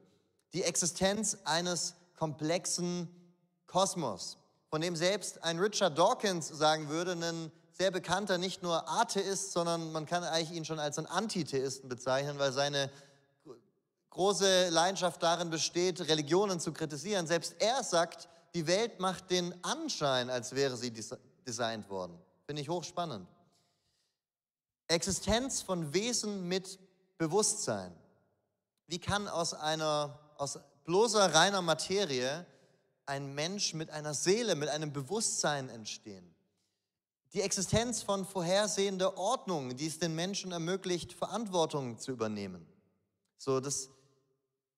Wie kommt es, dass wir in die Natur gehen und wir stoßen auf Naturgesetze und können uns gemäß dem auch eben verhalten und gemäß dem, worauf wir in der Natur stoßen, an Ordnungen unser Leben ausrichten? So, woher kommen diese Ordnungen? Durch einen Ordnungsgeber, würde ich vermuten. Die Existenz von moralischen Gesetzen, habe ich länger drüber gesprochen. Religiöse Erfahrungen, die Menschen machen. Ein Atheist, der müsste sagen, alle supernaturalistischen Erfahrungen auf der ganzen Welt, nicht nur die von Christen, sondern wo auch andere Leute berichten von von Besessenheit und von allen möglichen anderen Dingen, die sind alle nur Illusionen. All die zigtausenden von Menschen, die von Gebetserhörungen berichten, die bilden sich das alle nur ein. Da gibt es immer jedes Mal auch eine andere Erklärung. Das kannst du natürlich so sehen, aber ich würde sagen, angesichts von so vielen Dingen, die Menschen erleben, ist die beste Erklärung dafür, es gibt tatsächlich mehr als einfach nur Materie und Atome. Und für manche ist vielleicht einfach nur der letzte Punkt das Entscheidende. Für andere ist vielleicht ein bestimmtes philosophisches Argument besonders stark und wichtig. Ich glaube, dass zusammengenommen die Summe dieser verschiedenen Indizien die Existenz Gottes als die beste Erklärung erscheinen lassen. So wie sicher muss ich mir aber sein, um mich auf Gott einlassen zu können. Ich glaube, ein Leben als Daueragnostiker, so immer mit dieser Wolke von Fragezeichen über sich, ist nicht besonders erstrebenswert und auch nicht lebbar. An einem gewissen Punkt musst du einfach sagen, hey, ich schaue mir die Welt an, das ist die beste Erklärung, die ich habe, und aufbauend darauf treffe ich meine Entscheidungen. So, um das mal auf andere Punkte zu übertragen. Ich habe letzte Woche ein Reel gesehen auf Instagram, wo ein Mann erzählt, wie er jetzt eben mit 47 es so bereut, dass er immer sagte, ich bin mir noch nicht sicher genug bei der Frau. Und da bin ich mir auch noch nicht sicher genug. Und da bin ich mir auch noch nicht sicher genug. Und jetzt ist er fast 50 und sagt, ich hätte eigentlich vielleicht einfach zu vielen dieser Frauen, an denen ich Interesse hatte und wo es auf einem guten Weg war, ja sagen sollen. Aber wenn du immer sagst, ich bin mir noch nicht sicher genug, ich kann es noch nicht 100% sagen, dann ist es, glaube ich, kein besonders erstrebenswerter Zustand zu leben. Es ist im Leben ganz oft so, dass wir sehr pragmatisch sagen, hey, das von verschiedenen möglichen Häusern, wo ich jetzt einziehen könnte, scheint mir, wenn ich alle Sachen abwäge, das die beste Option, let's go. Von den verschiedenen und so weiter. So, und ich denke auch hier, wir können natürlich unser Leben lang, weil einzelne Fragezeichen offen sind, sagen, deswegen lasse ich es mal noch offen, aber es hängt viel zu viel dran an der Frage, ob Gott existiert. Wie gesagt, Sinn, Wert, Moral, als dass wir sagen könnten, uns den Luxus erlauben könnten, ich lasse es immer von mir, ich lasse es immer so ein Fragezeichen über mir sein. Und wie gesagt, jede Weltanschauung wird offene Fragen bei uns hinterlassen. Es ist doch nicht so, dass nur Christen sich zwischendurch mal fragen, ist das, was ich glaube, wovon ich überzeugt bin, richtig? Ich bin mir sicher, oder habe ich auch schon so erlebt in Gesprächen, dass du mit einem Atheisten quatscht und er kann das nicht in sein Weltbild einordnen, was Menschen eben sehr wohl an übernatürlichen Phänomenen erleben oder an Gebetserhörungen erleben. Ich glaube, jede Weltanschauung wird offene Fragen bei uns hinterlassen und darum sollten wir nicht die Daueragnostiker sein. Und ganz wichtig ist auch, in Jesus begegnet Gott uns ganz persönlich. Es heißt in Johannes 1, im Anfang war das Wort und das Wort war bei Gott und das Wort war Gott. Und das Wort wurde Fleisch und wohnte unter uns. Und wir sahen seine Herrlichkeit, eine Herrlichkeit als des Eingeborenen vom Vater voller Gnade und Wahrheit. Es geht am Ende nicht nur um philosophische Gottesargumente und ein Abwägen von Indizien, sondern letztlich darum, zu diesem Gott selber durchzudringen. Vielleicht bist du schon zu ihm durchgedrungen und sagst, die andere Ebene brauche ich gar nicht. Dann ist es gut, die andere Ebene trotzdem drauf zu haben, weil andere noch nicht zu ihm durchgedrungen sind, aber das vielleicht wie so eine Leiter für sie zu Gott ist. Vielleicht bist du so, dass du zu Gott noch nicht durchgedrungen bist und stellst dir diese Fragen. Und dann, glaube ich, ist es gut, sich damit auseinanderzusetzen und zu merken, hey, wir müssen unseren Verstand nicht ausschalten als Christen. Jetzt kann man aber sich die Frage natürlich ganz begründet stellen, angesichts der ganzen vielen Religionen, die es gibt, warum der Gott der Bibel? Ich habe noch 20 Minuten, so ich mache jetzt einen Spurt, wo ich mal alle Religionen dieser Welt durchgehe, alle Argumente für und gegen und die Auferstehung Jesu packen wir auch noch mit rein. Ist natürlich ein sportliches Anliegen. Ich kann jetzt viele Sachen nur sehr, sehr streifen die wir auf unserem Kanal auch nochmal viel ausführlicher angegangen sind. Aber ich will ein paar Punkte nennen, warum ich glaube, dass wir am Ende nicht bei einem allgemeinen Schöpfer stehen bleiben müssen, sondern auch die Brücke hin zu dem Gott der Bibel machen können. So, ich glaube, es ist zuallererst mal ein falscher Rückschluss zu sagen, weil es so viele verschiedene Götter gibt, an die Menschen glauben, kann keiner sagen, dass seine Vorstellung die richtige ist. Denn es ist nicht so, dass jede Vorstellung von Gott automatisch gleich wahrscheinlich ist. Also die Chance ist nicht, wegen 10 Religionen jetzt bei jeder bei einem Zehntel, dass sie richtig liegt. Es gibt Vorstellungen, die sind näher dran, also Vorstellungen über Gott an der Realität, wie wir sie erforschen und untersuchen und erleben. Und andere, die sind weiter weg davon. Wenn du jetzt zum Beispiel glaubst, dass Gott in der Natur ist, das Göttliche selber oder die Natur selber ist göttlich, so ein pantheistisches Weltbild, dann glaube ich, ist angesichts der Tatsache, dass wir heute wissen, dass das Universum und damit auch die Natur einen Anfang hatte, das eine weniger plausible Erklärung als das, was zum Beispiel wir als Christen oder auch andere Glaubensrichtungen glauben, dass Gott die Welt ins Dasein gerufen hat. Also du kannst verschiedene Glaubensvorstellungen anschauen und da schon merken, okay, diese matcht irgendwo besser mit dem, was wir wissen können über die Welt, als andere Vorstellungen. So die Frage, warum eigentlich an einen Gott glauben und nicht an viele Götter, die fand ich interessant, als ich in Indien unterwegs war und dort umgeben von Menschen überall, die an viele Götter geglaubt haben. Und wir sind es so oft ganz selbstverständlich gewohnt, wenn Gott, dann ja der christliche. Und viele dieser klassischen Gottesargumente, die wurden auch immer auf der Grundlage dann auch gefällt, gerade im Mittelalter. Aber heute, wo wir umgeben sind, vielleicht selber mit vielen Menschen, die an die Hindus sind oder die an mehrere Götter glauben, finde ich das mal spannend, darüber nachzudenken, warum der Monotheismus plausibler ist. Es gibt ein ganz interessantes Argument von einem Kirchenvater, Johannes von Damaskus, der hat im 8. Jahrhundert das so mal ausgeführt und ich paraphrasiere das mal ein bisschen. Er sagte, für Unterscheidung von Wesen sind unterschiedlich stark ausgeprägte Eigenschaften wichtig. Also größer, kleiner, dicker, dünner, heller, dunkler, whatever. Also du musst immer eine Eigenschaft haben, die stärker ausgeprägt ist, um diese Wesen voneinander zu unterscheiden. Wenn aber Eigenschaften bei Wesen unterschiedlich stark ausgeprägt sind, dann sind es keine unendlichen Wesen mehr, weil dann ja bei einer Eigenschaft an einem gewissen Punkt ein Limit ist. Und deswegen kann es nicht mehrere unendliche Wesen nebeneinander parallel voneinander bestehend geben. Deswegen die unendliche Urursache, die außerhalb von Zeit, außerhalb von Raum, außerhalb von Materie besteht, es scheint wahrscheinlicher, es scheint logischer, dass es eine ist, als dass da verschiedene unendliche Wesen nebeneinander parallel bestehen. So, wird hier sehr philosophisch heute Abend, aber fand ich einen interessanten Aspekt. Und ich glaube, die Glaubensrichtung, mit der wir am meisten tatsächlich auch so konfrontiert sind, ist der Islam. Und deswegen habe ich mir gedacht, schauen wir uns mal ein paar Punkte an, wo ich glaube, dass die christliche Vorstellung von Gott die stimmigere ist als die islamische. So, wir haben vom kosmologischen Argument vorher schon gesehen und laut kosmologischen Argumenten allgemein, dass Gott ein unabhängiges Wesen ist.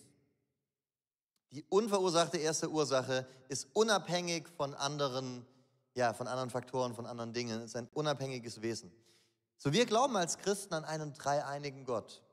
Wir glauben, dass Vater, Sohn, Heiliger Geist von aller Ewigkeit her da waren, in Beziehung, in Gemeinschaft miteinander leben und dass Gott Liebe ist, nicht erst dann angefangen hat, als er den Menschen geschaffen hat, sondern von aller Ewigkeit her ist Gott schon Liebe und seine Eigenschaft der Liebe wird in dieser Dreieinigkeit, in diesem trinitarischen Tanz, sagen manche Theologen, miteinander schon gelebt. Wahrhaftigkeit, Güte, Sanftmut, Gerechtigkeit, alle die Eigenschaften, die Gott hat, werden in seinem dreieinigen Wesen schon vollkommen zur Geltung gebracht. Das heißt, er braucht uns Menschen nicht, um zu lieben. Er ist schon in sich selber, in seinem dreieinigen Wesen Liebe. Im islamischen Verständnis von Gott, im Tauhid, wo Gott nicht dreieinig ist, können die Eigenschaften, die Gott hat, aber erst dann zur Geltung kommen, in dem Moment, wo er ein Gegenüber hat, dem er diese Eigenschaften zeigen kann. Und darum würde ich sagen, ist Gott im islamischen Verständnis abhängig von der von ihm geschaffenen Schöpfung. Da würden mir natürlich muslimische Apologeten jetzt widersprechen und wer das jetzt gerade sieht, können wir gerne eine Debatte organisieren und planen, aber deswegen würde ich sagen, ist die Dreieinigkeit plausibler als der Tauhid. So, ein anderer Punkt ist, und da können wir über verschiedene Dinge sprechen, jetzt philosophischer Art, aber ich will zu der historischen Betrachtung übergehen, ist der historische Vergleich zwischen Christentum und Islam. Und da möchte ich mal ganz besonders jetzt beim Neuen Testament bleiben, weil im Neuen Testament von Jesus, der die zentrale Figur unseres Glaubens ist, gesprochen und berichtet wird. Und was wir im Neuen Testament haben, ist eine sehr zuverlässige Überlieferung des Textes. Also wir haben heute fast 6000 griechische Manuskripte, viele davon im 2., 3., 4. Jahrhundert entstanden. Und du hast über einen Raum von Spanien bis Indien schon im 1. Jahrhundert Christen gehabt, sodass es technisch gesehen auch gar nicht möglich gewesen wäre, dass jemand hingeht, alle Kirchen und alle Privathaushalte mit einer Schubkarre abklappert, von allen die Bibelmanuskripte entgegennimmt, auf die gleiche Weise inhaltlich verändert und wieder zurückgibt. Also auch ist auch rein technisch, logistisch gesehen gar nicht möglich, die Bibel zu verfälschen. Aber wir haben eine sehr zuverlässige Überlieferung des Neuen Testaments, können sehr gut rekonstruieren, was stand da drin. Wir haben innere und äußere Evidenz der historischen Zuverlässigkeit. Innere Evidenz, das sind manchmal so kleine Dinge wie, wenn in Markus 15, 21 steht, dass Simon von Kyrene der Vater von Alexander und Rufus war. So einfach so kleine Side-Facts eingestreut, die zeigen, die Leser vom Markus-Evangelium, die kannten Alexander und Rufus. Deswegen fügt ja das noch ein, das war der Dad von den beiden. Und es zeigt, okay, wir haben es da mit echten Personen zu tun. Nicht mit Legenden, die irgendwann später entstanden sind, sondern das Ganze ist in Raum und Zeit gegründet. Die Gallio-Inschrift wäre so eine äußere Evidenz, wo Personen aus dem Neuen Testament bestätigt werden. Pontius Pilatus' Existenz wurde in Frage gestellt. Da gab es archäologische Funde, die das bestätigt haben. Dann haben wir auch zwar wesentlich weniger, als manche Kritiker mal denken, aber doch einige Texte außerhalb der biblischen, die verschiedene Personen und Figuren des Neuen Testaments bestätigen. Und wir sehen, da gibt es eine historische Korrespondenz. Das ist manchmal etwas, was von Leuten sehr überschätzt wird. Die denken jetzt so von unserer Social-Media-Zeit her, wo wir mit Informationen überschüttet werden und du da gar nicht mehr hinterherkommst und völlig überladen bist. Aber so war das im 1. Jahrhundert nicht. Also wenn jemand sagt, warum haben wir nicht mehr außerbiblische Hinweise auf Jesus, wäre die Frage, ja, wie viele Tageszeitungen gab es denn damals? 0. So, da hattest du nicht alle Nase lang Leute, die jetzt den nächsten Social-Media-Post rausgehauen haben. Und deswegen ist es so, dass wir nicht so viel generell aus der Zeit haben. Wenn wir dieses Neue Testament nicht hätten, über sehr viel, was im 1. Jahrhundert passiert ist, hätten wir eigentlich fast nur eine Quelle, Flavius Josephus. So, und das müssen wir auch erstmal sehen. Aber auch die äußere Evidenz, die wir haben, steht dem biblischen Zeugnis, gerade im neutestamentlichen Zeugnis, nicht gegenüber, sondern bestätigt es. Es gibt in der Apostelgeschichte, es gibt einen Historiker, Colin Heemer, der hat so eine Liste mal gemacht mit 84 verschiedenen Details in der Apostelgeschichte, die zeigen, dass dieses Buch von Augenzeugen geschrieben wurde oder von Leuten, die Augenzeugenberichte vorliegen hatten. So Dinge wie die richtige Deklination von Namen oder dass der richtige Titel für jemanden verwendet wurde, der da in der Region an der Macht war. So Sachen, die du jetzt gar nicht wissen kannst, wenn du nicht selber dort vor Ort gewesen bist. So, weiß ich, sagt man in der Schweiz Spital oder Krankenhaus? Spital. Also geh mal nach Norddeutschland und rede über das Spital. Haben die Leute keine Ahnung von. So, aber wenn jemand vom Spital redet, weiß man, okay, der kennt sich aus mit Schweizer, österreichischen Kultur und ist jetzt auch schon mal so groß, das zählt schon nicht mehr ganz. Aber wenn du jemanden triffst, irgendwo in Thailand, und der erzählt dir was von der Stammkneipe aus dem kleinen Kaff mit 500 Einwohnern, aus dem du herkommst, und von dem Bier, wie viel das dort gekostet hat. Und du merkst, hey, der kennt den Barkeeper mit Namen, der kennt diese Stammkneipe. Kein Mensch, der schon mal in diesem Kaff war, kennt es. Dann merkst du, der war vor Ort. Und solche Dinge finden wir im Neuen Testament an vielen Stellen. Wir finden aber auch es gibt auch verschiedene archäologische Funde, die das Neue Testament bestätigen. Ich habe jetzt gerade schon die Gallio-Inschrift angesprochen. Ich habe mal so ein Bild gemacht während einer Studienreise in Griechenland, wo ich dachte, irgendwann mal werde ich in einem Vortrag sein, in der Predigt, und dann kann ich dieses Bild verwenden. Und es ist immer cooler, als das einfach nur aus Wikipedia zu nehmen. Genau, da waren die Haare noch ein bisschen kürzer. Ich mache jetzt keine Umfrage, wie ich sie lieber tragen sollte. Ich bin da noch nicht so ganz durch mit. Aber ja, bisschen kürzer, bisschen schlanker war ich da auch noch. Aber das war vor 3 Jahren im antiken Korinth die Erastus-Inschrift, die ihr dort seht. Erastus ist, ich glaube, in Römer 16,23, dann nochmal im 2. Timotheusbrief und nochmal an einer anderen Stelle erwähnt. Und es wird deutlich aus dem neutestamentlichen Zeugnis, er war eine einflussreiche, gewichtige Person. Und hier finden wir eine Inschrift, die genau das bestätigt, die genau das bezeugt, dass er in Korinth so eine einflussreiche Person gewesen ist. Und es ist ein großartiger Fund, wo wir einfach sehen, das sind nicht irgendwelche Legenden, die sich Leute 200 Jahre später ausgedacht haben, sondern Dinge, die wirklich sich da vor Ort so zugetragen haben. Es ist auch ein so ein Punkt noch, der auch sehr spannend ist, wenn du dir die Namen anschaust in den Evangelien und in der Apostelgeschichte und dann dir archäologische Funde, andere zeitgenössische Quellen anguckst und es mal vergleichst, was waren dort die häufigsten Namen, was ist in den Evangelien, was sind da die häufigsten Namen, dann siehst du da eine sehr hohe Korrespondenz. Die 9 häufigsten Namen in anderen zeitgenössischen Texten, archäologischen Funden und so weiter, sind zu 41,5% dieselben und dieselben 9 Namen kommen in den Evangelien und in der Apostelgeschichte zu 40,5% vor. Also eine sehr hohe Korrespondenz. So, stell dir vor, du lebst 200 Jahre später oder 100 Jahre später und willst einen Text faken, aber warst gar nicht vor Ort. Dann würden da lauter Namen bei rauskommen, die nicht zusammenpassen mit dem, was da die Namen wirklich waren. Also es gibt so ein paar Namen, die gibt es nur in der Schweiz. Beat. Ich habe noch nie einen nicht-schweizerischen Beat getroffen. Wenn ich einen Heiner treffe, weiß ich, der kommt aus Norddeutschland. So, wenn du die Namen hast in einem Text, die gut korrespondieren, dann merkst du, der war vor Ort, der kennt sich aus.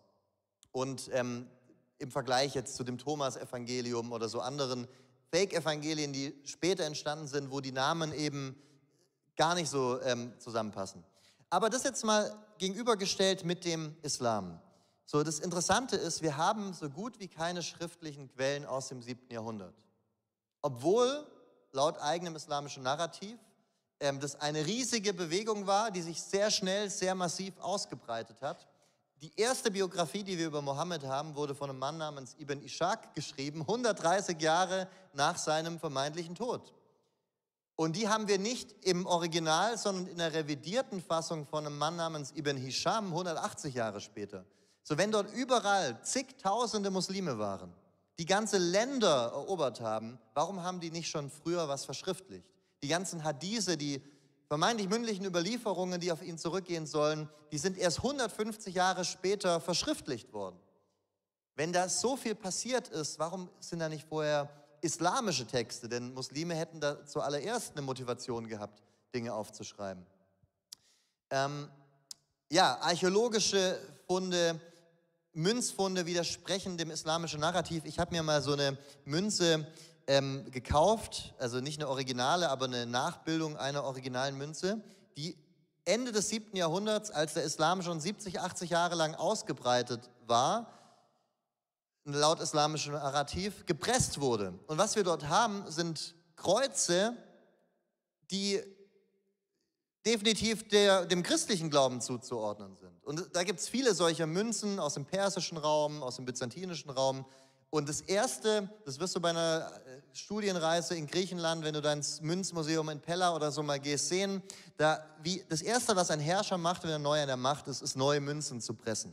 Du tust nicht 80 Jahre später immer noch die Religionssymbole der von dir unterdrückten Religion draufpressen. Und das sind so Punkte, weswegen manche Forscher von Inara oder der Saarbrückner Schule und so weiter so weit gehen würden zu sagen, dass der historische Mohammed definitiv nicht so gewesen sein kann, wie es die islamischen Quellen, die sehr viel später entstanden sind, gewesen ist und wir auch sehr wenig wissen können.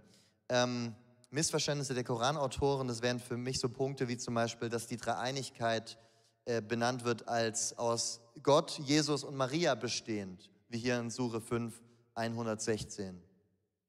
Wo wir sagen, okay, ist dieses Buch wirklich vom allmächtigen Schöpfer von Himmel und Erde geschrieben worden? Wenn ja, warum wird das Konzept der Dreieinigkeit nicht richtig verstanden? Und das sind Punkte, wo ich sage, ja, wenn ich das so vergleiche, auch in diesem historischen Vergleich, in dem inhaltlichen Vergleich, in dem philosophischen Vergleich, scheint mir die christliche Perspektive auf Gott wahrscheinlicher und die bessere Erklärung als die islamische. Aber ich möchte auf einen Punkt zu Ende kommen, der für mich so der entscheidende ist. Denn wenn wir uns mal verschiedene Glaubensrichtungen ansehen, dann ist die Frage, was unterscheidet den Staat des Christentums von dem Staat anderer Glaubensrichtungen? Und ich glaube, da liegt ein großer Schlüssel. So, wir haben jetzt hier verschiedene Religionsstifter mal stellvertretend auf den Bildern. Das eine ist Lee Man-hee, ein südkoreanischer Sektenführer, der von sich sagt, die wichtigste Person des Neuen Testaments zu sein und 93 ist, denkt, er ist unsterblich und seine Anhänger auch, aber Spoiler, das wird sich noch zeigen. Und letztendlich, warum glauben Menschen, was er lehrt? Weil er behauptet, eine Vision gehabt zu haben, der man folgen soll. Ich war in Korea, habe mit Leuten gesprochen, die in seinen Visionen angeblich gesehen wurden und die sagen, das stimmt alles nicht, aber das ist interessant. Interessanterweise in anderen Glaubensrichtungen ähnlich. Jetzt unten rechts, da war ich in Varanasi, dem Ort, wo Buddha unter genau diesem Baum nicht genau diesem Baum, aber so ähnlich da in der Nähe auf jeden Fall gesessen sein soll und eine Vision gehabt haben soll, eine Erleuchtung von der Realität, wie sie ist, von den verschiedenen Wegen, die wir gehen müssen, um letztlich ins Nirvana zu kommen. Und letztendlich auch hier im Mormonismus, im Islam, es sind immer Visionen, die Einzelne haben, wo wir sagen müssen, ich glaube, das, was du sagst, ist wirklich passiert. Und ich möchte die Auferstehung Jesu als den Gegenpart dazu uns vorstellen.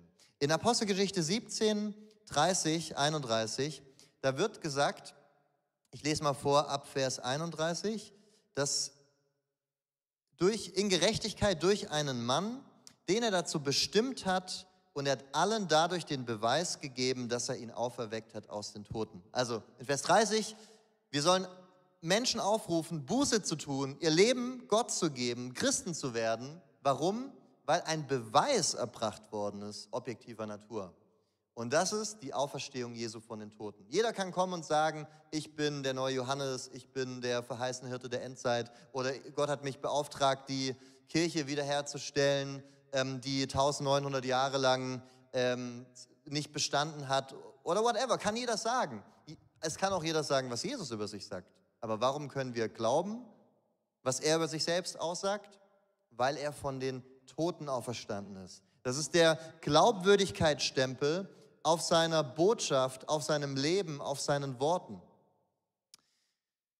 Und ich schaffe es nicht, jetzt noch einen Case zu machen für die historische Glaubwürdigkeit der Auferstehung. Ich verweise auf eine Debatte, die ich mit einem Atheisten im März dazu hatte. Schaut mal auf unserem YouTube-Kanal vorbei.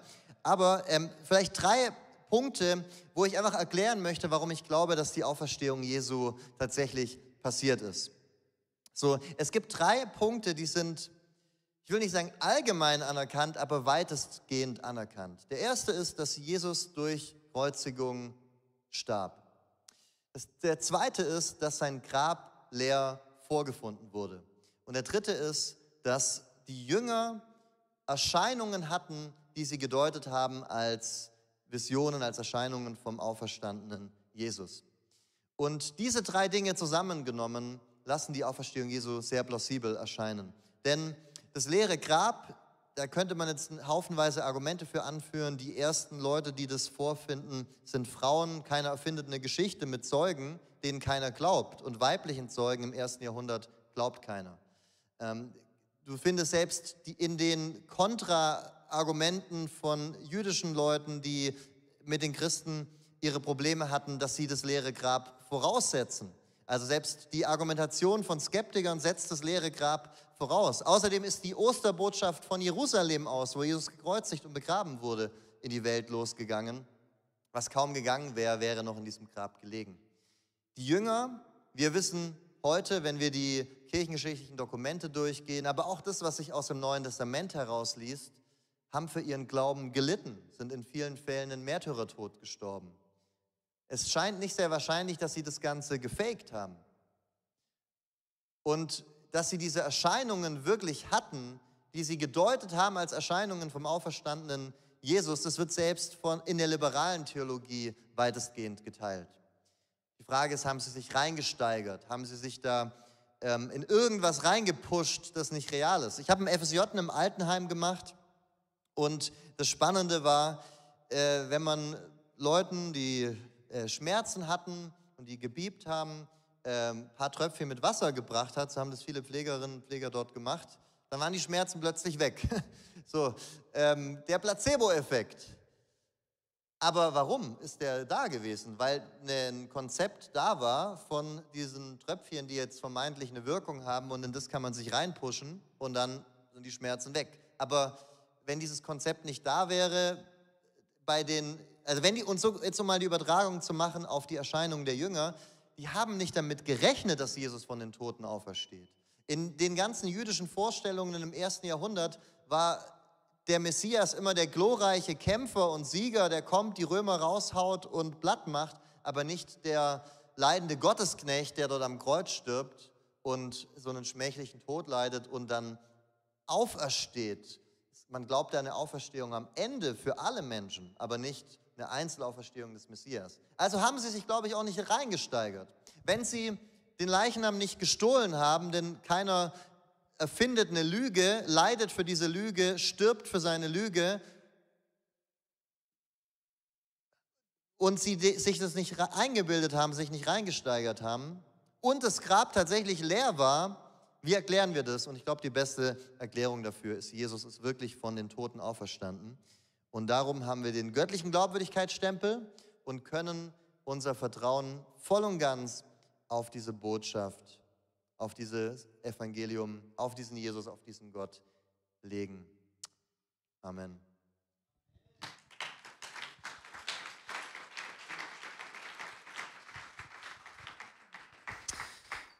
Vielen Dank, Simon. Ich gebe dir hier schon mal einen Blick auf die Fragen, die kommen werden. Kannst hier scrollen. Und euch bitte ich alle kurz auch zu Hause, euer Telefon nach vorne zu nehmen. Wir möchten heute einfach ganz kurz euch einladen, dass ihr auch finanziell euch mit einklinken könnt hier. Wir nehmen eine kurze Kollekte hier ein. Falls das nicht funktioniert mit dem QR-Code, weil ich gerade vorne dran stehe, kannst du auf icf.ch/give gehen. Und du darfst gerne hier mit etwas geben, dass wir das möglich machen können. Und sogar Bargeld. Wir haben Asches da, dass man auch Bargeld, könnt kurz die Becher so durch die Reihen geben, dass wir das hier so machen können. Kannst gleich nach hinten da. Ja. Danke, David. Das hilft. Sehr gut. Wunderbar. Und dann, wenn ihr das Telefon gleich schon vorne habt, könnt ihr auch nochmal auf icf.ch/ask gehen. Dann seht ihr da die Fragen, die reingekommen sind, die wir gemeinsam anschauen werden.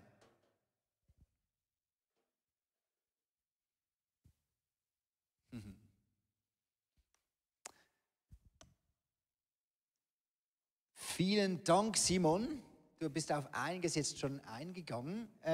Ich möchte die zweitoberste Frage zuerst stellen. Ja, auf die oberste komme ich dann auch, aber ich habe das Gefühl, das ist gerade cool jetzt anhängend, wo wir jetzt gerade geendet haben beim Kreuz und dem Tod und der Auferstehung von Jesus Christus. Angenommen, du bist im Zug, sitzt da und hast 2 Minuten Zeit, einer Person, die fragt dich, ja, warum, also, was ist denn das Evangelium überhaupt? 2 Minuten. Wie würdest du das erklären? Ich würde ansetzen an dem Punkt, dass wir von Gott geschaffen wurden, dass wir zu ihm hin geschaffen wurden und dass unsere eigentliche menschliche Bestimmung darin liegt, ihn zu kennen, mit ihm in der Beziehung zu leben, mit ihm unterwegs zu sein, aber dass wir alle in unserem Leben Dinge getan haben, die in Gottes Augen nicht richtig sind und weil er, da merke ich, wie apologetisch ich rangehen würde, weil er der moralische Gesetzgeber ist, haben wir sein moralisches Gesetz gebrochen und darum ist es notwendig, dass diese Schuld von jemandem getragen wird und entweder können wir sie selber tragen oder, und das will Gott uns anbieten, können wir anerkennen und annehmen, dieses Geschenk, dass er selber letztendlich diesen Preis bezahlt, diese Trennung auf sich nimmt, damit wir zu ihm kommen können. Und Leute, die kommen oft sehr stark von der Ebene her, aber Sünde, Schuld ist doch immer etwas, wo ich mit einer Person selber ausmachen muss. Wenn ich jemanden verletze, wenn ich über jemanden läster und ich mich bei der Person entschuldige und wir wieder cool sind, dann ist doch das einzig Wichtige. Aber wenn ich jemanden verletze, wenn ich jemandem Unrecht tue, dann tue ich auch immer dem Schöpfer Unrecht, der dieses wertvolle Geschöpf geschaffen hat. Und darum ist Schuld immer auch eine Dimension, die ich mit meinem Gott habe, von dem her ich komme. Und darum ist wichtig, dass wir mit Gott wieder im Reinen sind, um in unserer Bestimmung leben zu können. Und so, glaube ich, würde ich am Ende dann wieder auf Jesus verweisen, der am Kreuz für unsere Schuld stirbt, den stellvertretenden Sühneopfertod geht und am Kreuz sagt, alles ist vollbracht, alles, was getan werden muss, ist getan. Wir müssen uns nicht durch irgendwelche religiösen Riten erst heilig hochleveln. Wir müssen nicht versuchen, auf ein bestimmtes Level zu kommen, bis wir clear sind oder so, sondern durch Jesus haben wir den direkten Zugang in die Gegenwart Gottes. Dankeschön. Nächste Frage gleich. Wie stehst du zur 7 Tage Schöpfung? Also dass 7 mal 24 Stunden die Zeit war, in der Gott die ganze Schöpfung geschaffen hat. Ja, ich glaube, wer jetzt vorher so meinem Argument zugehört hat, wo ich von dem Urknall ausgehe, der vor 13,8 Milliarden Jahren war, der kann da schon von ableiten, dass ich jetzt in dem Sinne nicht an eine junge Schöpfung glaube. Es hängt aber einfach da auch damit zusammen, was ich für ein Grundverständnis von diesem Text habe. Was glaube ich, dass dieser Text sagen möchte? So, wenn ich jetzt sage, ich glaube nicht, dass die Welt in 6 Tagen geschaffen wurde, dann nicht, weil ich sage, das ist zwar, was die Bibel sagt, aber ich muss es jetzt irgendwie versuchen, gerade zu bügeln, damit ich jetzt von Leuten auch irgendwo ernst genommen werde, die das anders sehen und an den Urknall glauben. Und ich muss jetzt versuchen, diesen Widerspruch der Bibel da in Einklang zu bringen, sondern so wie ich den Text lese, gehe ich nicht davon aus, dass er im strengen Sinne naturwissenschaftlich verstanden werden will. So eine der Grundfragen, die man sich, glaube ich, beim Lesen der Bibel immer stellen muss, ist, wie hat der Erstleser das verstanden? Und wer waren denn die Erstleser von Genesis 1, Genesis 2? Es waren, je nachdem, wo und wie man diesen Text verortet, größtenteils Analphabeten, die im antiken Israel irgendwo in Zelten gelebt haben. Oder die, wenn man das jetzt später datieren möchte, in Babylon gelebt haben und auch aber nicht gedacht haben, wie ein naturwissenschaftlich denkender Mensch im 21. Jahrhundert. Wir haben erst im 20. Jahrhundert überhaupt die These des Urknalls so aufgestellt und viele wissenschaftliche Erkenntnisse, die wir heute haben, sind sehr frisch und neu. Also wenn wir glauben, Gott möchte in dem Schöpfungstext einen wissenschaftlichen Bericht geben, müssen wir ja fragen, welche Wissenschaft? Die von den Menschen im 21. Jahrhundert, die von den Menschen in der Antike, die von denen im 15., die von denen im 28. Jahrhundert, wenn es das noch geben sollte. Aber ich glaube, was dieser Text transportieren möchte, ist nicht eine wissenschaftlich akkurate Beschreibung, sondern er möchte die Message rüberbringen, Gott ist der Schöpfer aller Dinge. Er hat eine Ordnung in die Welt reingelegt und alle Dinge sind von ihm und zu ihm hingeschaffen. Und das Ganze wird gekleidet in das literarische Gewand einer Sechstageschöpfung. Aber ich glaube, der Text selber will nicht verstanden werden als eine wissenschaftlich akkurate Beschreibung. Jetzt kann man das unterschiedlich sehen und ich habe da für mich persönlich auch total die Freiheit, wenn Leute das anders sehen und dann einen anderen Zugang zu haben. Ich denke, das ist kein Thema, das jetzt Christen spalten muss. Leider aber erlebe ich schon häufiger, dass das von manchen dann so gemacht wird, dass sie sagen, wenn du das nicht so siehst, dann verstehst du eigentlich schon das Evangelium nicht mehr. Und das denke ich nicht. Ich glaube, wir müssen einfach unterscheiden, was sind Themen, die heilsentscheidend sind und welche, über die wir auch unterschiedlicher Meinung sein können.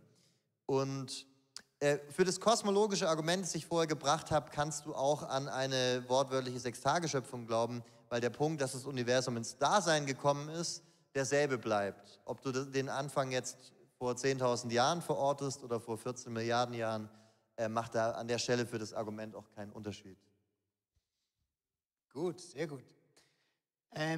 Gibt es so Fragen und Einwände von Atheisten, die für dich auch ein bisschen Knacknüsse sind? Vielleicht ein Beispiel. Und wie würdest du darauf antworten? Ich denke, die herausforderndsten Fragen sind natürlich immer die von persönlich erlebtem Leid. Wenn jemand was erlebt hat am eigenen Leib und er sagt, warum hat Gott das zugelassen? Und da versuche ich nicht jetzt Rätsel zu raten und zu sagen, das und das XYZ ist passiert, weil, und dann grabe ich, gibt es da noch irgendeine Sünde in deinem Leben oder dieses und jenes? Das ist eher ungünstig. Das ist ja genau das, was die Kumpels von Hiob machen und da versuchen rumzudoktern und Gott klagt sie am Ende an und sagt, sag mal, was war eigentlich los mit euch? Habt ihr überhaupt keine Empathie? Und das Ding ist, dass wir, glaube ich, da nicht unterschätzen dürfen, was für eine Kraft in dem mitleidenden Gott liegt, der selber Mensch wird, der selber Teil seiner Schöpfung wird, der ans Kreuz geht und selber alle Schmerzen und Verachtung und Ablehnung nicht nur potenziell irgendwie weiß, wie sich das anfühlen kann, sondern selber erlebt und da durchgeht. Und ich würde, glaube ich, da den mitleidenden, mitfühlenden Gott predigen. Und sonst ist natürlich, gibt es verschiedene Punkte, die ich schon auch natürlich spannend finde, wenn jemand sagt, hey, aber das Divine Hiddenness Argument zum Beispiel, warum ist es denn nicht so klar, dass ich es erkennen kann, beispielsweise? So, das würde ich halt eben sagen, ich finde, es ist ausreichend klar. Es ist vielleicht nicht zu dem Prozentsatz klar, wie du es dir wünschen würdest, aber ausreichend klar, dass du diese Entscheidung treffen kannst. Ja, also ich denke, dass aber tatsächlich so dieser erste Punkt mit der herausforderndste und auch gewichtigste ist. Und natürlich gibt es philosophische Argumente, wie man mit dem Thema, mit der Frage nach dem Leid umgehen kann, die auch in sich stichhaltig und stimmig sind. Aber wenn jemand eine Fehlgeburt erlitten hat, wenn jemand seinen geliebten Menschen im Autounfall verloren hat oder andere wirklich tragische Dinge, dann glaube ich, sollten wir einfach nur da sein und zuhören, statt jetzt versuchen, da Argumente zu bringen. Ich möchte kurz nachhaken, kommt das oft vor in Gesprächen, dass du eigentlich Argumente hättest, aber du bringst sie, ich sage es mal, nicht? Ich sag mal, immer dann, wenn ich es nicht mache, dann bereue ich später, wo ich mir denke, okay, ich hätte das Gespräch jetzt lieber an dem Moment cutten sollen, damit es erstmal verarbeiten und sitzen kann und dann, dass man prozesshaft in der Beziehung ja auch weiter unterwegs ist.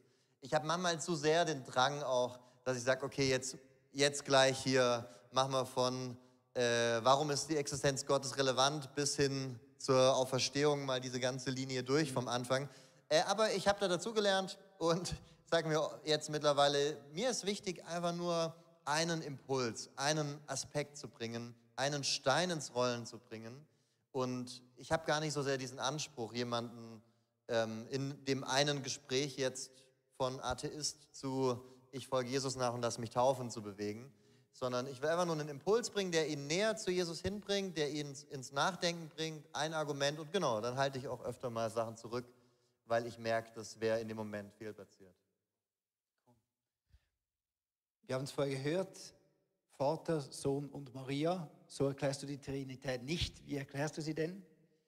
Ja, ich finde da wichtig, dass wir, bevor wir die Veranschaulichungen bringen, um die Dreieinigkeit zu erklären, wir die Dreieinigkeit selber von der Bibel her auch ableiten können und da die Bibelstellen kennen, in denen die zentralen Aussagen der Dreieinigkeit stehen. Also die Dreieinigkeit besteht ja im Grunde zusammengefügt daraus, dass wir einmal in der Bibel die Aussage finden, dass es einen Gott gibt, wir aber auch die Aussagen finden, dass der Heilige Geist Gott ist, der Sohn Gott ist, der Vater Gott ist, aber es eben nur einen Gott gibt. So, und dazu ist es, glaube ich, wichtig, sowohl die Stellen zu kennen, in denen steht, dass es nur einen Gott gibt, sowohl im Alten als auch im Neuen Testament. Das ist nicht so, dass die neutestamentlichen Autoren gesagt haben, so wir öffnen das jetzt mal, sondern sie haben auch natürlich weiter nur an einen Gott geglaubt, aber in so einer fortschreitenden Gottesoffenbarung wurde das volle Bild erst gelüftet, so denke ich, im Neuen Testament. Und da eben dann die Stellen jeweils zu kennen. Das ist erstmal wichtig, glaube ich. Und dann im nächsten Schritt zu gucken, okay, und welche Beispiele und Bilder kann ich jetzt bringen, um das, was ich da finde, zu veranschaulichen.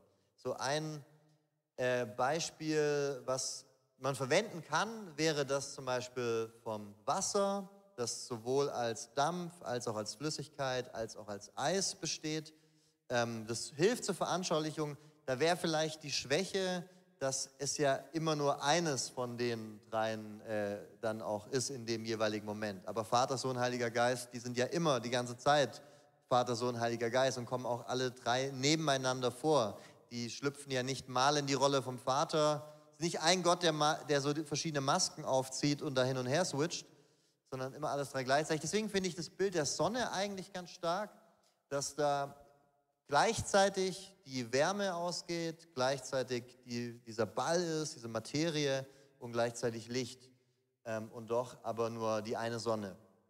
Letztendlich sind es alles nur Krücken, nur Bilder, die eine biblische Wahrheit veranschaulichen, die uns, glaube ich, immer in gewisser Weise auch ein Mysterium bleiben wird. Was nicht heißt, dass es ein Widerspruch ist, weil wir können verstehen, warum wir es nicht völlig verstehen. Also es wäre ja komisch, wenn wir von oben herab auf Gott gucken können und sehen, wie breit, wie groß, wie klein ist er, weil dann würden wir in gewisser Weise über Gott stehen, wenn wir mit unserem Verstand alle Aspekte an ihm in unser fertiges Schema und System packen können. Also auch da müssen wir mit einer Demut unterwegs sein, dass wir sehen, was die biblischen Aussagen zu sind, aber auch, dass es ein Stück weit unseren Erfahrungshorizont sprengt und damit auch von uns nicht vollumfänglich verstanden werden kann. Was sind so deine größten Fragen, offenen Fragen oder Fragezeichen betreffend der Bibel?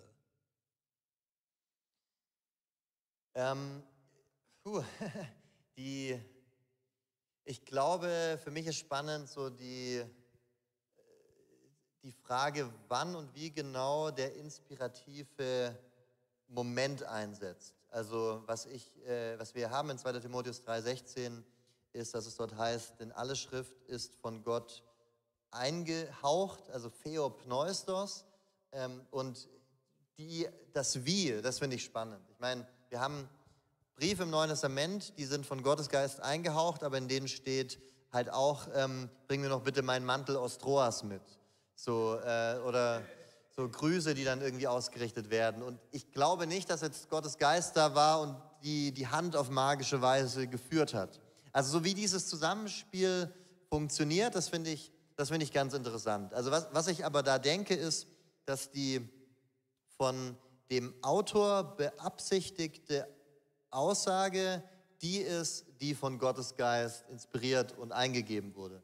Und dass letztendlich, was der Text wirklich bedeutet, davon abhängt, was der Autor, der von Gottes Geist in dem Moment geführt und geleitet wurde, auch aussagen wollte.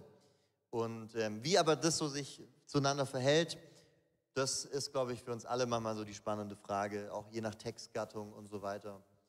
Genau. Wie gehst du dann mit Widersprüchen um? Also wenn im einen Evangelium steht, Jesus ist am 3. Tag auferstanden, im nächsten steht nach 3 Tagen, das wäre eigentlich am 4. Tag und solche Dinge. Oder einmal steht, Judas hat sich erhängt, einmal ist er aber von der Klippe gesprungen. Oder Ja, also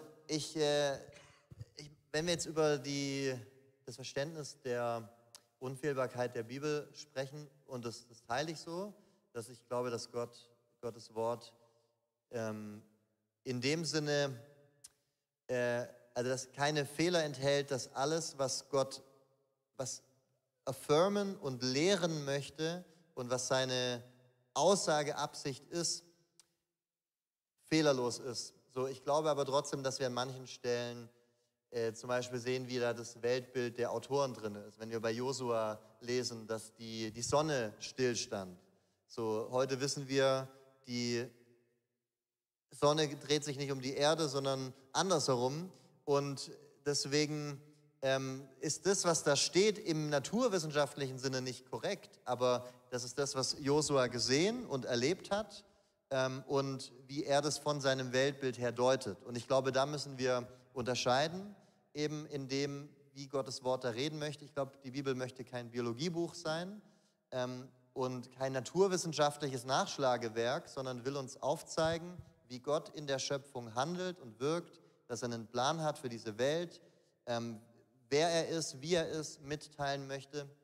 Ich glaube, mit diesem Blick daran zu gehen, hilft uns, viele Sachen auch anders einzuordnen. Gerade bei diesem Thema mit den 3 Tagen, da würde ich sogar sagen, gibt es einen echt guten Antwortansatz, einfach zu sagen, das eine ist die römische, das andere die jüdische Zeitrechnung, und so kann man das sehr gut miteinander harmonisieren, weil da die Tageszählung auch eine andere war. Da hat Mario Warnschaffe ein richtig gutes Interview mal zugemacht, findet ihr auf YouTube. Auch zu der Thematik mit Judas, da müsste ich mir die Stellen konkret mal anschauen. Ich sag mal so, für mich steht und fällt der christliche Glaube mit der Sühneopfertod Jesu und mit seiner Auferstehung von den Toten. Wenn Jesus von den Toten auferstanden ist, dann ist der christliche Glaube wahr, wenn nicht, ist er falsch. Aber es gab Menschen, die haben sich für Jesus entschieden, haben an ihn geglaubt als den gekreuzigten und auferstandenen und sind gestorben, noch bevor dieser Text zum Beispiel entstanden ist, den du gerade angesprochen hast von der Apostelgeschichte, und sind trotzdem beim Herrn. Also was mir das irgendwie zeigt, ist, okay, so sehr man jetzt auch drüber sprechen kann, wie verhält sich das jetzt auf der einen oder anderen Seite, der zentrale Kern, der wird dadurch jetzt nicht in Frage gestellt. Und so gehe ich da auch ein Stück weit ran. Ich merke ganz oft, viele Dinge, die auf den ersten Blick ein Widerspruch sind es auf den zweiten gar nicht. Wir hatten da mal so eine Reihe gestartet mit vermeintliche Widersprüche der Bibel. Hier steht, er wurde so und so alt, hier so und so. Und dann haben wir da so viele Punkte mal aufgezeigt, wo man dann merkt, so ist es eigentlich gar nicht. Eine Frage, die ist ähnlich: Wann traust du dich aber, einen Bibelvers fast wortwörtlich zu nehmen? Ich glaube immer dann, wenn der Text ganz offensichtlich wortwörtlich verstanden werden will. Also wenn jetzt da steht, so spricht der Herr, dann spricht da der Herr. Dann ist das Gottes wortwörtliche Rede, so ist es. Wenn ein Text der Textgattung angehört, die ganz offensichtlich eben historisch akkurat Dinge beschreiben will. Ja, aber wenn ich jetzt einen Text habe, der Weisheitsliteratur, wo ganz viel mit Bildern und mit Beispielen gearbeitet wird, wo auch jedem Erstleser klar war, ist nicht wortwörtlich zu verstehen, dann tue ich das an der Stelle auch nicht. Das ist manchmal ein bisschen Arbeit, sich da reinzudenken, keine Frage. Ich glaube, man muss nicht einen Doktor der Theologie haben, um die Bibel verstehen zu können. Aber manchmal ist es vielleicht doch gut, sich ein paar Stunden einfach mal in so ein paar Themen reinzudenken, und dann kriegt man für vieles schon einen anderen Zugang. Ein sehr gutes Buch an der Stelle, was ich empfehlen möchte, ist Effektives Bibelstudium von Gordon Fee. Der bringt sehr gut an, wie man verschiedene Textgattungen liest. Also dass man eben jetzt nicht versuchen sollte, in einem Gleichnis in jede Figur, die da drin vorkommt, irgendjemanden reinzudoktern, sondern zu sehen, okay, das ist einfach eine Veranschaulichung von etwas, das eine Pointe hat, aber man soll es jetzt auch nicht übermäßig wortwörtlich nehmen. Ich glaube, das hängt einfach von den Textgattungen ab, um es kurz zu sagen. Und das ist manchmal da einfach ein bisschen Arbeit, einfach so grundsätzlich mal diesen Blick zu haben. Auch eine Unterscheidung zu machen.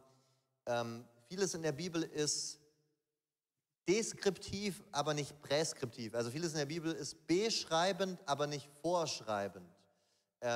Wenn du im Buch Richter Dinge liest, die total brutal und krass sind, dann ist es nicht so, dass da jetzt Gott es gut findet, sondern dann sollte es eigentlich einfach nur darstellen, wie kaputt eine Gesellschaft ist, die sich von Gott und seinem Wort abwendet und warum es jemanden braucht, der an der obersten Stelle sitzt und dieses Volk in den Ordnungen in der Tora Gottes unterweist. Und deswegen werden da die krankesten Sachen beschrieben, wo jetzt ein Leser sagen könnte, was, und sowas steht in der Bibel, aber wo eben gar nicht die Aussageabsicht ist, das jetzt von Gott als was Gutes zu sehen. Oder wenn wir in den Psalmen lesen, wie da beschrieben wird, oh, mögen doch die Feinde meiner Kinder am Felsen zerschmettert werden. Warum steht sowas in der Bibel? Sollen wir das auch beten? Sollen wir das auch wortwörtlich so übernehmen? Ich gebe zu, in den Psalmen, da fällt es mir manchmal mit am schwersten, so zu gucken, was ist jetzt quasi da der inspirative Gedanke und wie ordne ich das ein. Aber das wäre zum Beispiel eine Stelle, da würde ich sagen, was uns dieser Text lehren möchte, ist, dass wir unseren ganzen Schmerz, und sei er auch noch so katastrophal ausgedrückt, Gott vorbringen können. Da ist ein Mann, der erlebt, wie seine ganzen Volksgenossen abgeschlachtet und ins Exil abgeführt werden. Der hat eine Wut in sich, die er bei Gott rauslässt. Und ich lese daraus als Leser für mich heute, wir können unsere Wut ohne irgendwelche Masken einfach bei Gott rauslassen, selbst wenn es Gedanken sind, die wir da eigentlich nicht unbedingt haben sollten. Und ich glaube, so spricht die Bibel auch zu uns. Und da müssen wir manchmal von einer anderen Perspektive drauf gucken, um zu sehen, was die Aussageabsicht des Textes ist. Wie machst du jetzt, wenn du im Neuen Testament liest, zum Beispiel bei Paulus oder bei Jesus, jetzt machst du da auch eher einen Unterschied oder wie gehst du an die paulinischen Wörter ran, weil die sind manchmal auch schwierig oder direkt oder? Sehr spannend, in 2. Petrus 3, am Ende vom 2. Petrusbrief, da sagt der Apostel Petrus, dass manches in den Paulusbriefen schwer zu verstehen ist. Also für mich ist ein bisschen eine Entlastung, wenn selbst der Apostel Petrus sagt, da sind manche Dinge schwer zu verstehen, dann kann ich auch damit leben, wenn ich jetzt nicht alles immer perfekt einordnen kann. Und wird auch jeden Christen, der sagt, nein, durch den Heiligen Geist verstehe ich alles, sagen, wow, da bist du ja weiter als der Apostel Petrus scheinbar, denn für den waren manche Dinge schwer zu verstehen. Also ich glaube, ich mache vom Inspirationsgedanken her keinen Unterschied. Und ich finde, es ist auch ein bisschen eine gefährliche Sache, anzufangen, dann am Ende vom Wort Gottes im Wort Gottes dann zu sprechen, zu sagen, ja, das ist jetzt, was Jesus sagt, das hat besonders viel Gewicht und das ist ja dann auch in manchen Bibeln mit roten Buchstaben versehen und das ist ja jetzt nur der andere neutestamentliche Autor, das nehme ich jetzt mal so als 3/4 von Gott. Nein, der Apostel Paulus ist der Apostel Paulus und ich habe da auch schon so, also wenn Leute das mal so weghadern, so ja, das ist ja jetzt nur mal wieder hier der Paulus mit seinen Ansichten, so hey, das ist nicht Paulus, das ist Apostel Paulus, das ist der von Gott inspirierte Autor, der hier göttliche Wahrheiten gerade weitergibt, der genauso autoritativ ist, dieser Text, wie alles, was wir aus dem Mund Jesu haben. Und ich finde, es ist schon wichtig, so die Bibel auch Autorität sein zu lassen in der vollen Bandbreite. Und ich finde es interessant, manchmal wird ja dann noch unterschieden von Paulus selber. Das ist jetzt meine persönliche Meinung. Am besten alle nicht heiraten, aber das sagt jetzt nur ich. Und an anderen Stellen eben er sagt, das ist ein Wort vom Herrn. Also so, an manchen Stellen wird auch deutlich, wo ist es nur eine persönliche Meinung, aber grundsätzlich ist alle Schrift von Gott gehaucht. Und um das jetzt noch zu bekräftigen innerbiblisch, wir finden in dieser Stelle von Petrus, ich meine 2. Petrus 3,16, die Bezeichnung Schriften, Graphae, für die Briefe des Paulus. Also wo Petrus im 1. Jahrhundert genau diesen Begriff aus 2. Timotheus 3,16 verwendet, in dem es heißt, denn alle Schrift, Graphae, ist Gott gehaucht, von Gott eingegeben. Und da wird im Neuen Testament, werden die Schriften des Paulus quasi auf eine Stufe mit dem Alten Testament oder mit demselben Wort versehen, mit denen man sonst immer von den alttestamentlichen Schriften gesprochen hat. Dasselbe finden wir im Korintherbrief, wo einmal eine Stelle zitiert wird aus Lukas 10, Vers 7, wo Paulus sagt, denn die Schrift sagt, und dann zitiert er eben das Lukas-Evangelium. Also wo auch hier schon das Lukas-Evangelium als Schrift, und Schrift laut 2. Timotheus 3,16, Gott gehaucht, verstanden wird. Und finde ich einen ganz spannenden Punkt auch. Krass, wusste ich nicht. Spannend. Danke dir. Die Zeit ist jetzt abgelaufen für das Q&A. Vielen, vielen Dank, Simon. Und ich habe noch eine letzte Bitte. Könntest du noch kurz einfach für uns beten? Es ist so faszinierend und wir möchten mehr einfach da verstehen, dass Gott uns da reinführt. Sehr gerne. Ja, Vater im Himmel, ich danke dir dafür, dass wir mit dir unterwegs sein dürfen, unter deiner Leitung, unter der Leitung deines Geistes, Gott, stehen, wenn wir dein Wort lesen, und wir wollen beten, dass wir Studenten deines Wortes wirklich sind, dass wir da eintauchen und die Schätze da ausgraben können, die du da drin für uns vorbereitet hast, damit wir ausgehend davon in der Lage sind, sprachfähig zu sein für deine Wahrheit und um deine Schönheit und um die Relevanz dieser Evangeliumsbotschaft und um das Gute an dir und an deiner Botschaft den Menschen weiterzugeben. Segne uns darin, fülle uns mit deinem Heiligen Geist und lass uns wirklich als Botschafter, als Zeugen, als Verkündiger der besten Botschaft der Welt unterwegs sein. Amen. Amen. Vielen Dank, Simon. Vielen Dank, vielen Dank. Ja, ich habe noch eine letzte Information für euch alle noch.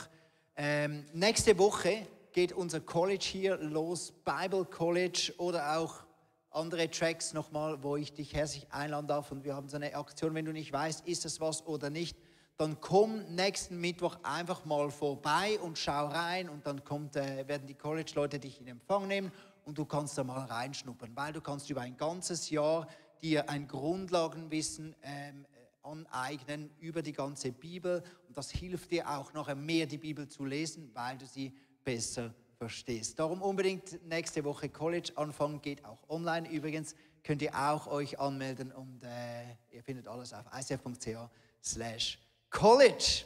Yes.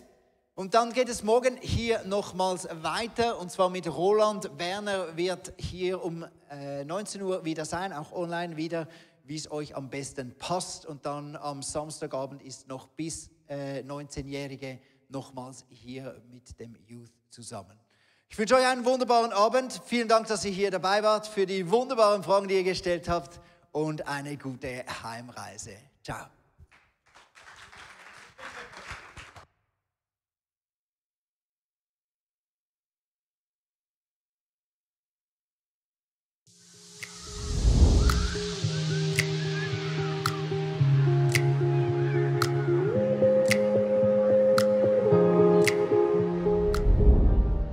Schön, dass du dabei warst. Ich hoffe, dass die Predigt dir geholfen hat und du viele Dinge auch für deinen Alltag umsetzen kannst. Wir würden wirklich gerne mehr von dir erfahren. Vielleicht hast du Fragen, was beschäftigt dich? Dann besuch uns doch auf unserer Homepage icf.ch/connect. Dort erfährst du auch, was uns als Community eigentlich ausmacht. Alles, was du hier siehst, hat zu tun, viele Volunteers, sie haben ihre Talente investiert, ihre Zeit investiert, auch ganz konkret Finanzen, weil ohne Finanzen ist das alles gar nicht möglich. Ja, und das hier ist unsere Einladung an dich, Teil von diesem Großen zu werden, was Gott tut, auch mit deinen Finanzen, weil es ist so viel Technik, es sind so viele Investments, die wir machen, dass das alles möglich ist, und mit deinen Finanzen kannst du dann einen Unterschied machen. Und noch eine kleine Sache, abonniert den Kanal, macht einen Daumen hoch, schreibt was in den Kommentar rein, weil es wird uns helfen, dass Leute plötzlich von dieser Sendung hören, weil wir wollen ja die beste Botschaft rausbringen an Menschen, die noch nie von diesem Gott gehört haben. Also, bis zum nächsten Mal.